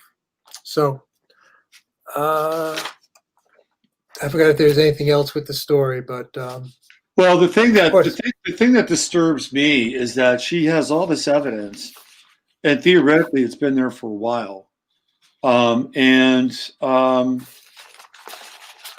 then she's bringing the evidence to Trump at Mar-a-Lago. What on December 24th or something like that? On Christmas Eve. Right. I mean, to me, that's disturbing. Almost as much as the fact that the election was stolen was disturbing. And it's like, hey, gee, guys, guess what? This thing has been happening. And you got this woman who got there on the invite from Tiffany Trump, who's bringing this to you. And isn't it a little bit late in the game? Mm-hmm. It's to me, that part is disturbing. And why does she have to get like a crooked way in to give this information that's so vital?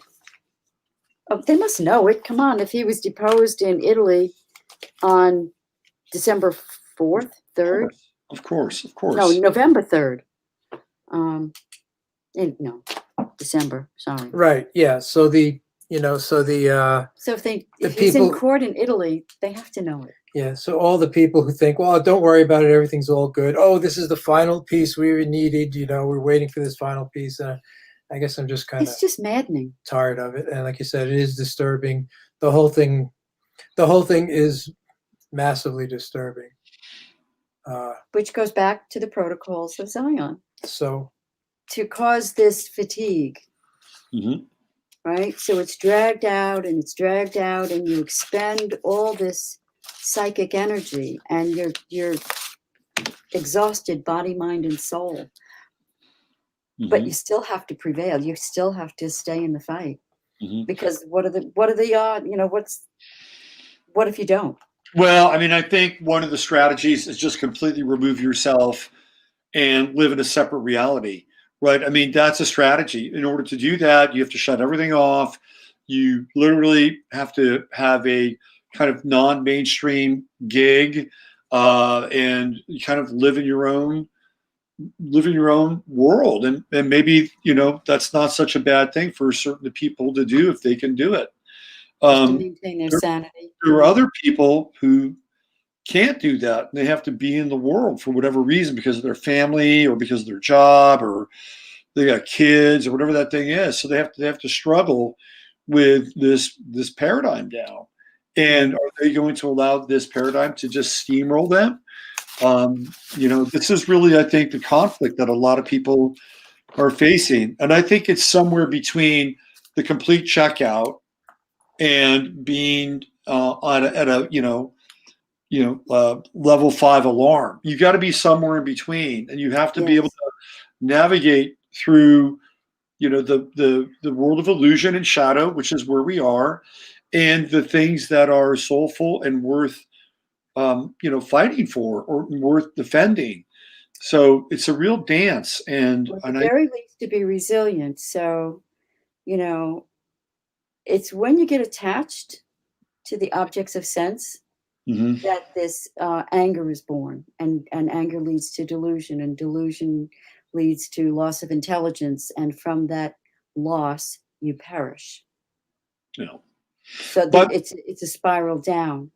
So you can look at it with a detached, clear, clean intellect, but if the emotions kick in, then you're going to hit the spiral. So you have to understand the mechanism by which that spiral takes you down. Mhm. And so nip it in the bud, but know what's happening, know the mechanism, and know that is a trajectory for everything in life. The minute you get attached to something, then the emotions are going to kick in, and it's not going to go well. So yeah, you need to be the beings that feed off of our anger and our louche don't care whose louche it is. Yeah. Steve sent me a link to another video of the shooting from a different perspective, so I wanted to play that. Well, Steve. Hi, Steve. Hey, Steve.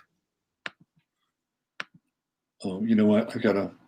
Maybe I don't need the volume on this. Let's just watch it. Okay, so now we have a perspective of the stormtroopers coming up the stairs. They're in. And this is kind of like that back video we saw before. Mm. Right? And there she is. Okay. Now this is the first time we actually see her face. Right here. I didn't see her face before. Mm. Let's keep going. There she is. Okay. Very dark hair. Yeah. She's getting very vocal. Right. So does that guy have two masks on, a white one and then a black over it? He does have two masks on, looks like. So is one for the beard? Could be. That's odd. And these guys are going back down. So Mhm. that's interesting, right? Like, Hmm. what did they get? One dude out of there? I don't know. And Yeah. by the way, patriot quote unquote Trump people, they don't wear masks for the most part, right? That's true. For the most part. No, and this guy's giving people orders, it looks like. Mm. Yeah. Right. It's like watching the Twin Towers go down over and over. Here's Kyle Rittenhouse saying, okay, it's all good. Yeah, I mean, it's me. I'm not standing in front of that same window. Right? I'm on the floor. And I'm not thinking about what I'm going to videotape. Yeah, absolutely. You know, I'm either one thing. If someone needs help, I'm down on the ground with the person, and if she doesn't need my help, I'm out of there. Yeah. That does not look like, in other words, these guys coming up the stairs with guns, and if someone gets shot from the other side, you're pulling guns on them. Absolutely. I mean, that's what happens. So I'm sorry, this just doesn't pass the smell test. That's right. Why didn't they Oh, go there he after is the with his shooter? beard. Oh, yeah. So why didn't they go after the shooter? Exactly. Right. Oh, she's got dark hair. Got blonde And hair. there it's like, yeah, well, women do that. Video by Dakota San Diego.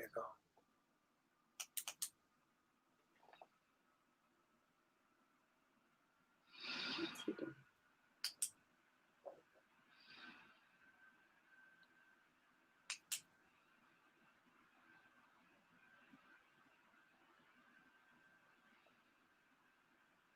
And there's nobody going into the other side. This is where the gunshot came from. Does that make Nobody. any sense? Not even looking. It It's makes like no they're not sense even at all. trying to break through the door. It makes no sense at all. No Right. sense at all. There's somebody checking a pulse. And you notice how the stormtroopers are actually leaving before it all happens. See, they're going down the stairs, right? Mhm. They're going down the stairs. They're going down while these other guys are coming up. And he's talking to him. Mhm. This guy is running the whole thing. Yeah. Right. Yeah. Right. This So guy, maybe he's in charge of security for the building or something. he's managing this whole thing, and he clearly does not seem flustered at all. Nope. He's talking to that guy. No, they know each other, it seems. Yeah.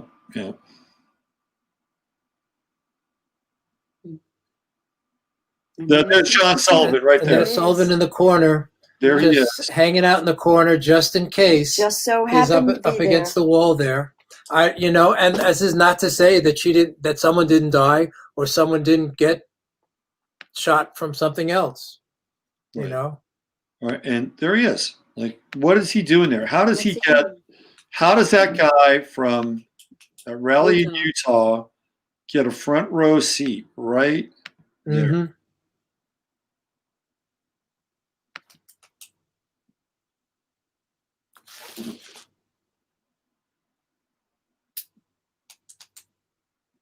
All right. Yeah. Oh, good. We solved that one. And this guy, I was like, hey, wait a minute, I got to get my camera on. Hold on.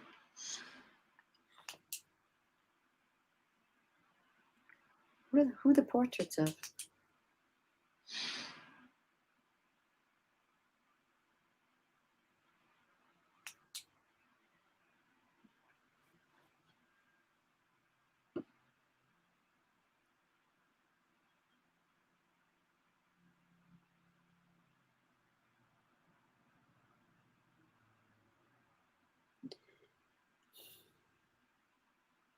So how did they make this into Donald Trump's fault?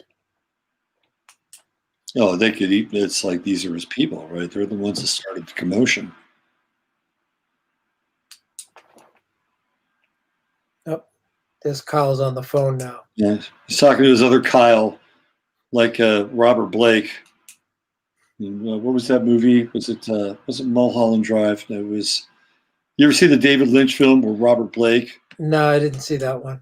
It's all about jealousy. What the hell's the name? Hold on, now I gotta think of this thing. Hold on. Okay, hold on. It's Lost Highway.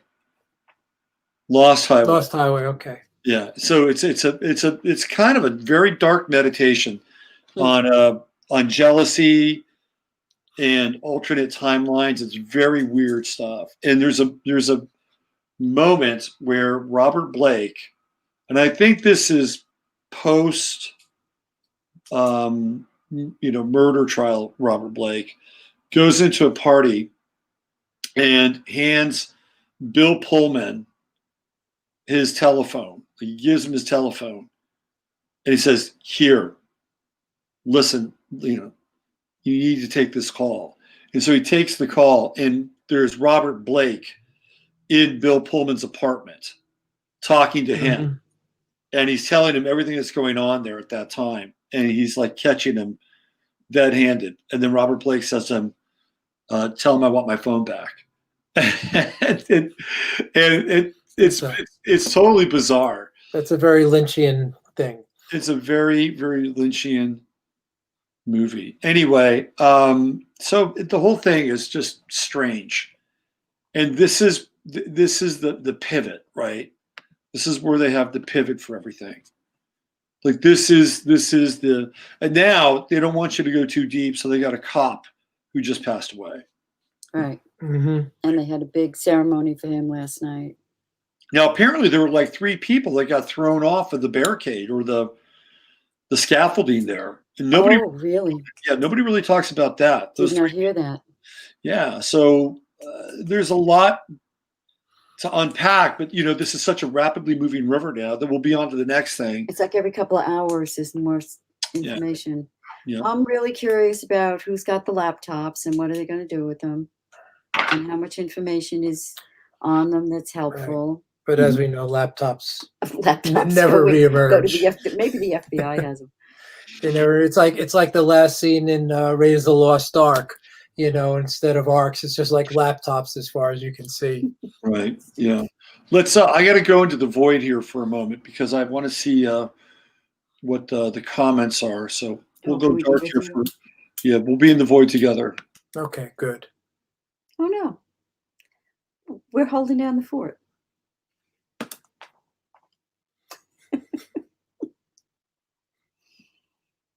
So I guess he's looking at the chat. Yeah, we're back.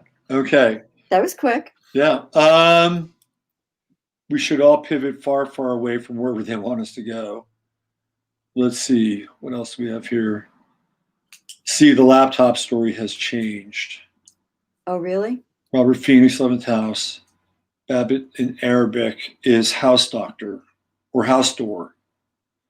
Ashley in Arabic is snitch or sneak for me. Ooh, good one. So let's see. Who knows Arabic out there? This is Ihor Plastin Sirvetinchenko. Okay, so Ivervectimchenko? yeah, so Babbitt in Arabic is house door, and Ash Lee in Arabic is snitch or sneak for me. Interesting. According to James Grundig, Trump knew. Yeah, it's very Lynchian. What else do we have here?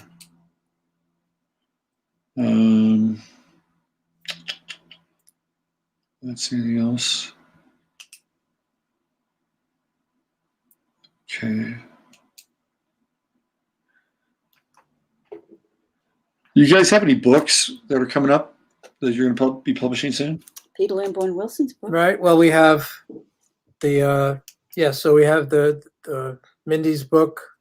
Just came out. Ritual of Forgetting that came out a couple of months ago. And no, actually I brought it to Texas. So I have a Peter Lamborn Wilson book called False Messiah. It's about esoteric Christianity, series of essays. Mindy's book part 2, and I am working on a sort of book length thing on my blog post on the Geminid reality, which is taking a look at this past year as an inversion of ritual, an inversion of initiation, inversion of a traditional sacrifice. So it's my sort of anti-mythological spin on what's going on. And of course, as I'm writing it, the story's not over yet. This is still ongoing, but I figure at least that I may just put out as an ebook. I don't know, just to get it out in a hurry. Mm-hmm. So I'm deep into that. I just wrote a really long chapter on Rudolf Steiner and his predictions for the 20th century. You know, he predicted a number of things, including vaccines that will get between you and your spirituality, which is a big part of what's going on. So Which is anyway, interesting. So, so I've been really, what's that? well. That's also what they said in the protocols Mhm. too, and Steiner was onto it. So that's really been my focus, and Chris has been doing a lot of painting. We're not saddled with Airbnb anymore. But anyone, please, Logo Sophia, you know, I think I just looked at our figures for last year, and let's just put it this way: it was pretty horrible. You know, Logo Sophia even just netted less than $100 last year. Mm. Grossed less than $100 last year. Sorry, netted is just, I'm not even gonna go there. So anyway, so please go to logosophiabooks.com. There's a book for everyone there. And there's a link. I put the link on the Thanks. Thank you, show Bob. page, so it's there. Thanks. Um, We did send a note to Josh Halling if he wants us to publish his book. That's right. Josh Hawley, if you're listening, you have a wonderful publishing company at your disposal here. Great Simon, author. yeah, that's what we think. You know, Simon and I think we just mentioned that before the show. Simon and Schuster Mhm. just reneged on their deal with Josh Hawley. You know, as we were talking earlier, Elaine Chow and Betsy DeVos, they're all jumping ship. Mhm. You know, because they got the memo. If you ever want to work again, gotta Mhm. go. Yeah. So Yeah. Well, I just want to kind of leave on a positive note. And one of the things that I think is important to remember is that we are in the midst of the fourth turning, right? mhm. This is the winter in America. And this is not a time of starting things anew. We are in literally the dark winter. This is the metaphorical dark winter. This is right before we have the Pluto return and of the country, which will affect the world. So, you know, during a time like this, it's really important to understand that there are things that we can do and there are things that we can't do. And one of the things that we can do, and this is what the guys who wrote the book, The Fourth Turning, talk about, is that there will be a movement away from centrist power to local power during this time that we're in now. So if you want to plug in and try to feel like you have some kind of purpose or can engage or want to engage, the local level is where it's at. So wherever you are locally, you're going to have more impact. And right now, even what somebody like Steve Pachenik talks about, he says the power is moving away from Washington, D.C. Mhm. It's going to governors. It's going to mayors. Yeah. It is the power of the city-state. So that is where the power grid is. And if you want to get engaged, like that's where the action is. If you want to do it, and you know we're working on some things here, which I don't want to really get into in full depth, but they've awoken the sleeping giant. So you know if you want to feel like you want to do something, it's not going to happen in Washington. I would say take any hopes you have on Trump, just take them away from that. And then look around you and see what you can do, because I think that's where the theater is playing the movie right now.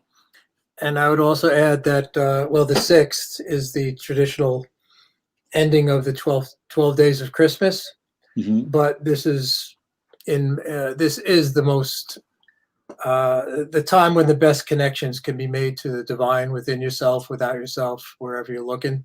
Right. And this is the time of the year for that, which is the winter. And then as you know, things will become more and more uprisen, but everything is is closed and gathered in at this point, and you can look within and make that connection much more easily now than you do in, say, summer.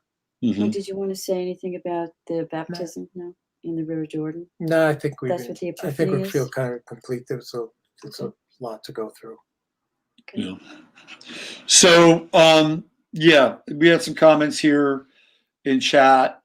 Chad says the last fourth turning killed over 80 million people worldwide. Oh, That's true. I mean, Thanks. if you look at the Deagle stuff and the numbers by 2025, we're supposed to have what 80% less of the population on the planet, which would be synonymous with that. And HQ, what does HQ say? Half Q says no. This is no movie. Well, it is and it isn't. Right. I mean, what we see with the theater around us is definitely a production. Right. But then the stakes are quite real at the same time. You know, so when we get to something, we proclaim it to be a certain thing, like it is and it isn't. That's just the way it's always been. mhm. You know, it's like somebody will say, I had a friend said, "Oh, this is all just an illusion." And well, I said, "Well, if I went downstairs and got a revolver and blew your brains out, I'd probably be going to jail. And would it be that much of an illusion now, would it?" And he kind of agreed with me with that. So there is that, but yes, it is an illusion as well. So, you know, we're dealing with this interesting spin with reality. So I think, yeah, it isn't a movie, and yet it is a movie There is a at saying the same time. Yeah, that once you get to paradox, then you're closer to what is. Yeah, absolutely. And that's not to say that the stakes aren't high and they're worth playing for. Of course they are. Of course they are. And at the same time, you know, there's another sort of strategy that goes along with that as well. You know, Yeah. I mean, Robert, we both played sports. You Mhm. know, and when I played sports, I played as if, whatever, everything depended on it. And even though it was just, but that's the way you enter it. And that's the way this realm is played out. You have your life, if you do your best with it, you play it like it's, whether it's real or not, it really doesn't matter. In a certain sense, like you said, it is and it isn't. Mhm. And Mhm. that's the truth of it. But if you just sit back and, well, it's all an illusion, so it doesn't matter, then you lost. Mhm. You know, I did an interview a long time ago with Don Miguel Ruiz, the guy who wrote the 4 Agreements. Mm-hmm. And when I interviewed him, he'd been in a coma for about a year. Wow, really? Yeah, and it's a very unusual interview in a lot of ways. And I had met him a long time ago, and when I first met him, I mean, this guy was striking. He had a lot of personal power, a lot of charisma. And then when I interviewed him on the phone, he was really kind of a shell of himself. But I asked him, I said, "So, you were in a coma for all that time, what did you experience?" And he said, "Well, I experienced nothingness." And I said, "Well, really, what was that like?" And he said, "Well, it was quite liberating, actually." And so, what do you do with that? And he said that there was no meaning to anything. Mhm. That's what he said. I thought that was interesting. Mhm. And then he said, "Well, what do you do with that?" And he says, "Well, then you get to kind of create your own meaning, and you can."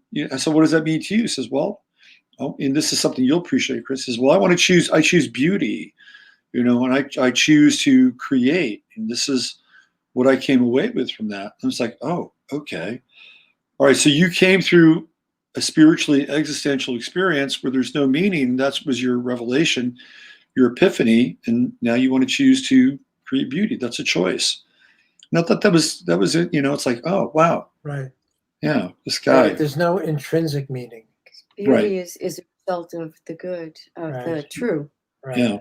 Yeah. If it's So, do you want to say true. something about the epiphany, Steve, before you go? Because you wanted to Yeah, talk about that. he had some really nice Okay. Well, thoughts I was about just it. all right. So what we didn't talk about because it's a pivotal day, January 6th, and in the Christian tradition, it's known as the Epiphany. Epiphanes. Phanes is the in Greek means light or to shine, really. Mhm. And what happens?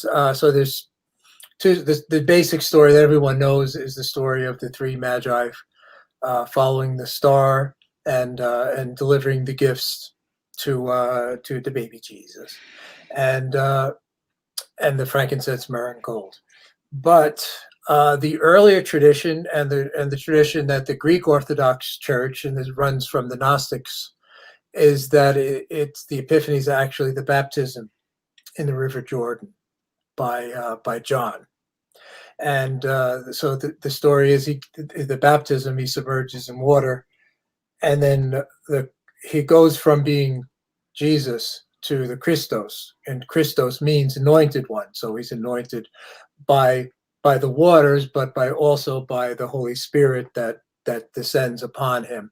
And what Rudolf Steiner would say is that the Jesus of Nazareth's body had become like strong enough to have the deity inhabit for this 3-year period, so that this ministry could proceed. Mm-hmm. So that's the Epiphany.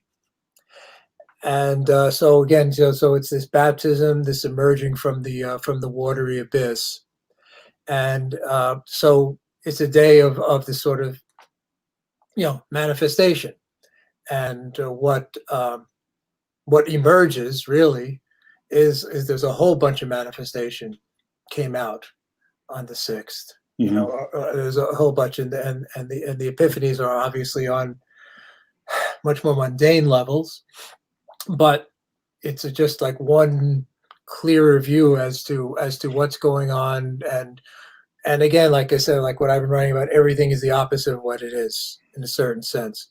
So so it's an epiphany of who's holding us from knowledge, from seeing things as they are, and holding a lot of people, even though we're guessing.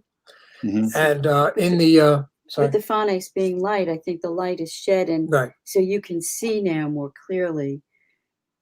It's been exposed. It's the apocalypse too, but it's the epiphany is so you can see, and with the divine eye. Right. And in that light, it's like you can see the roaches scattering, the roaches that were in the Trump administration and everyone else, they're all scattering into their quarters. And and as far as the traditional one, the 3 gifts of the Magi, gold, frankincense, and myrrh. So, on the mundane level, gold is very useful. Traditionally, the gold was used so that they could make their way into Egypt and hide out during Herod's killing of the firstborn, which has no historical reference, but that's besides the point. Mm-hmm. But there's the gold, and then there's frankincense and myrrh. Frankincense is a terrific oil, anti-carcinogenic. Mm-hmm. Has all sorts of healing qualities, as does myrrh. Mm-hmm. And then on the more subtle levels, like myrrh is traditionally associated with bitterness, so then the suffering. So it presages the suffering of the Christ. And as anyone who's taken up a cross of some kind or another, you have to suffer in Mm-hmm. order to have some sort of spiritual attainment, unless you're pretty friggin' lucky. Maybe you suffered in a past life, I don't know. The frankincense is associated with anointing with before an initiation. Mm-hmm. And of course, Christ again, Christos means anointed one. And then the gold is amongst other things, is representative of kingship. And the frankincense is a healing oil. So he was a healer. That's true. That's right. So it presages his healing. He was known apparently to be a great healer. Apparently, he was pretty good at it. Mm-hmm. So I'm wondering if the gold could even be monoatomic gold. Could be. And that it might have been something that would be, edible or, Mana from consumed. heaven. That's the mana, Right. Isn't it supposed to be the mana? Yeah, Because these were because if these are Persian sages, let's just take it literally, right? Mm-hmm. They were alchemists. Yeah. Yeah. They just Might weren't not like, have been- they were might not have wise been- guys. That might not have been any ordinary gold. So Might not be. Yeah, and spiritual, and like I said, spiritual gold yeah. is where it's at. Yeah. All right. I think we're good. What do you think? Thanks for that, Steve, by the way. Yeah, thanks for bringing that back, Robert. That was, Yeah, appreciate it. I thought I thought it was a really good insight. yeah. So, but just understand that these days are picked just like the, the conjunction coming on the solstice, and it's just, it's, again, it doesn't more and more feel like a constructed world for us. You talk about, Scripted, yeah. the play. But bringing it back to the great conjunction. I mean, what did we just see? We saw these radical forces, right? Theoretically, which are associated with Aquarius, come rushing in, Right. and then we have the blowback, which is Saturn coming in on top of that, using that to drill down and have top-down control systems, right? Now, on the other side of that, we have Aquarius and Jupiter looking at the top-down control systems and saying, okay, well, how do we deal with that? And how do we bring more form to the thing that we want to do and that we want to experience and we want to change? And so we're in this really dynamic interplay right now with Jupiter, Saturn, Aquarius, and even the Buffalo guy, right? Whatever his name is, Yellow Wolf, I don't know, Angeli, I think is his last name. And, there's that picture of him in where I think Pelosi is. And he's wearing his buffalo hat. He's got the bullhorn is next to him. Like, that's all Uranus and Taurus imagery. Yeah. And it's all Uranus and Taurus imagery. What is Uranus? Yeah. And so when we have Mars and Taurus, right, conjunct Uranus, so that's a lot of bull because Taurus is the bull, and squaring off against the Saturn and Jupiter conjunction, we're going to see more of this, right? And we're in a really turgid time. And when they have outbreaks of so-called radicalism or terrorism, even if they're staged, they will use that to bring in more of the Saturnian control system. But also remember that when that happens, people will experience that and they'll try to expand and bring more order to the type of world that they want to live in and create. So this thing is not over by any stretch. And remember, this is a dynamic process that's going to be going on for 20 years. I mean, that is the extent of this super conjunction. Oh, well. And we're just getting started. And one of us is going to be 90. Chris, they say 90 is the new 70, by the way. Oh, she's going to be glorious. All about it. She's going to be peaking in her 90s. Yeah. All right. Hey, thanks, you guys. LotusRadioBooks.com. That's the Crimis. I'm Robert Phoenix. I'll be back on Sunday night Astro Live. I'm sure we'll have a lot to talk about. I'm probably going to bring up the chart. I think it was around 3:17 was when they said that Biden is now the president. We'll look at that chart. We'll also look at the chart of when everything goes off the rails. And then there is a chart that I've been wanting to do that I think has nothing to do with where we are now, but is a really good indicator of why I think astrology works and we should pay attention to it. So until then, use your head in order to discern what's real. Your heart said what's possible. I'm Robert Phoenix. Those are the Crimis. Bye for now.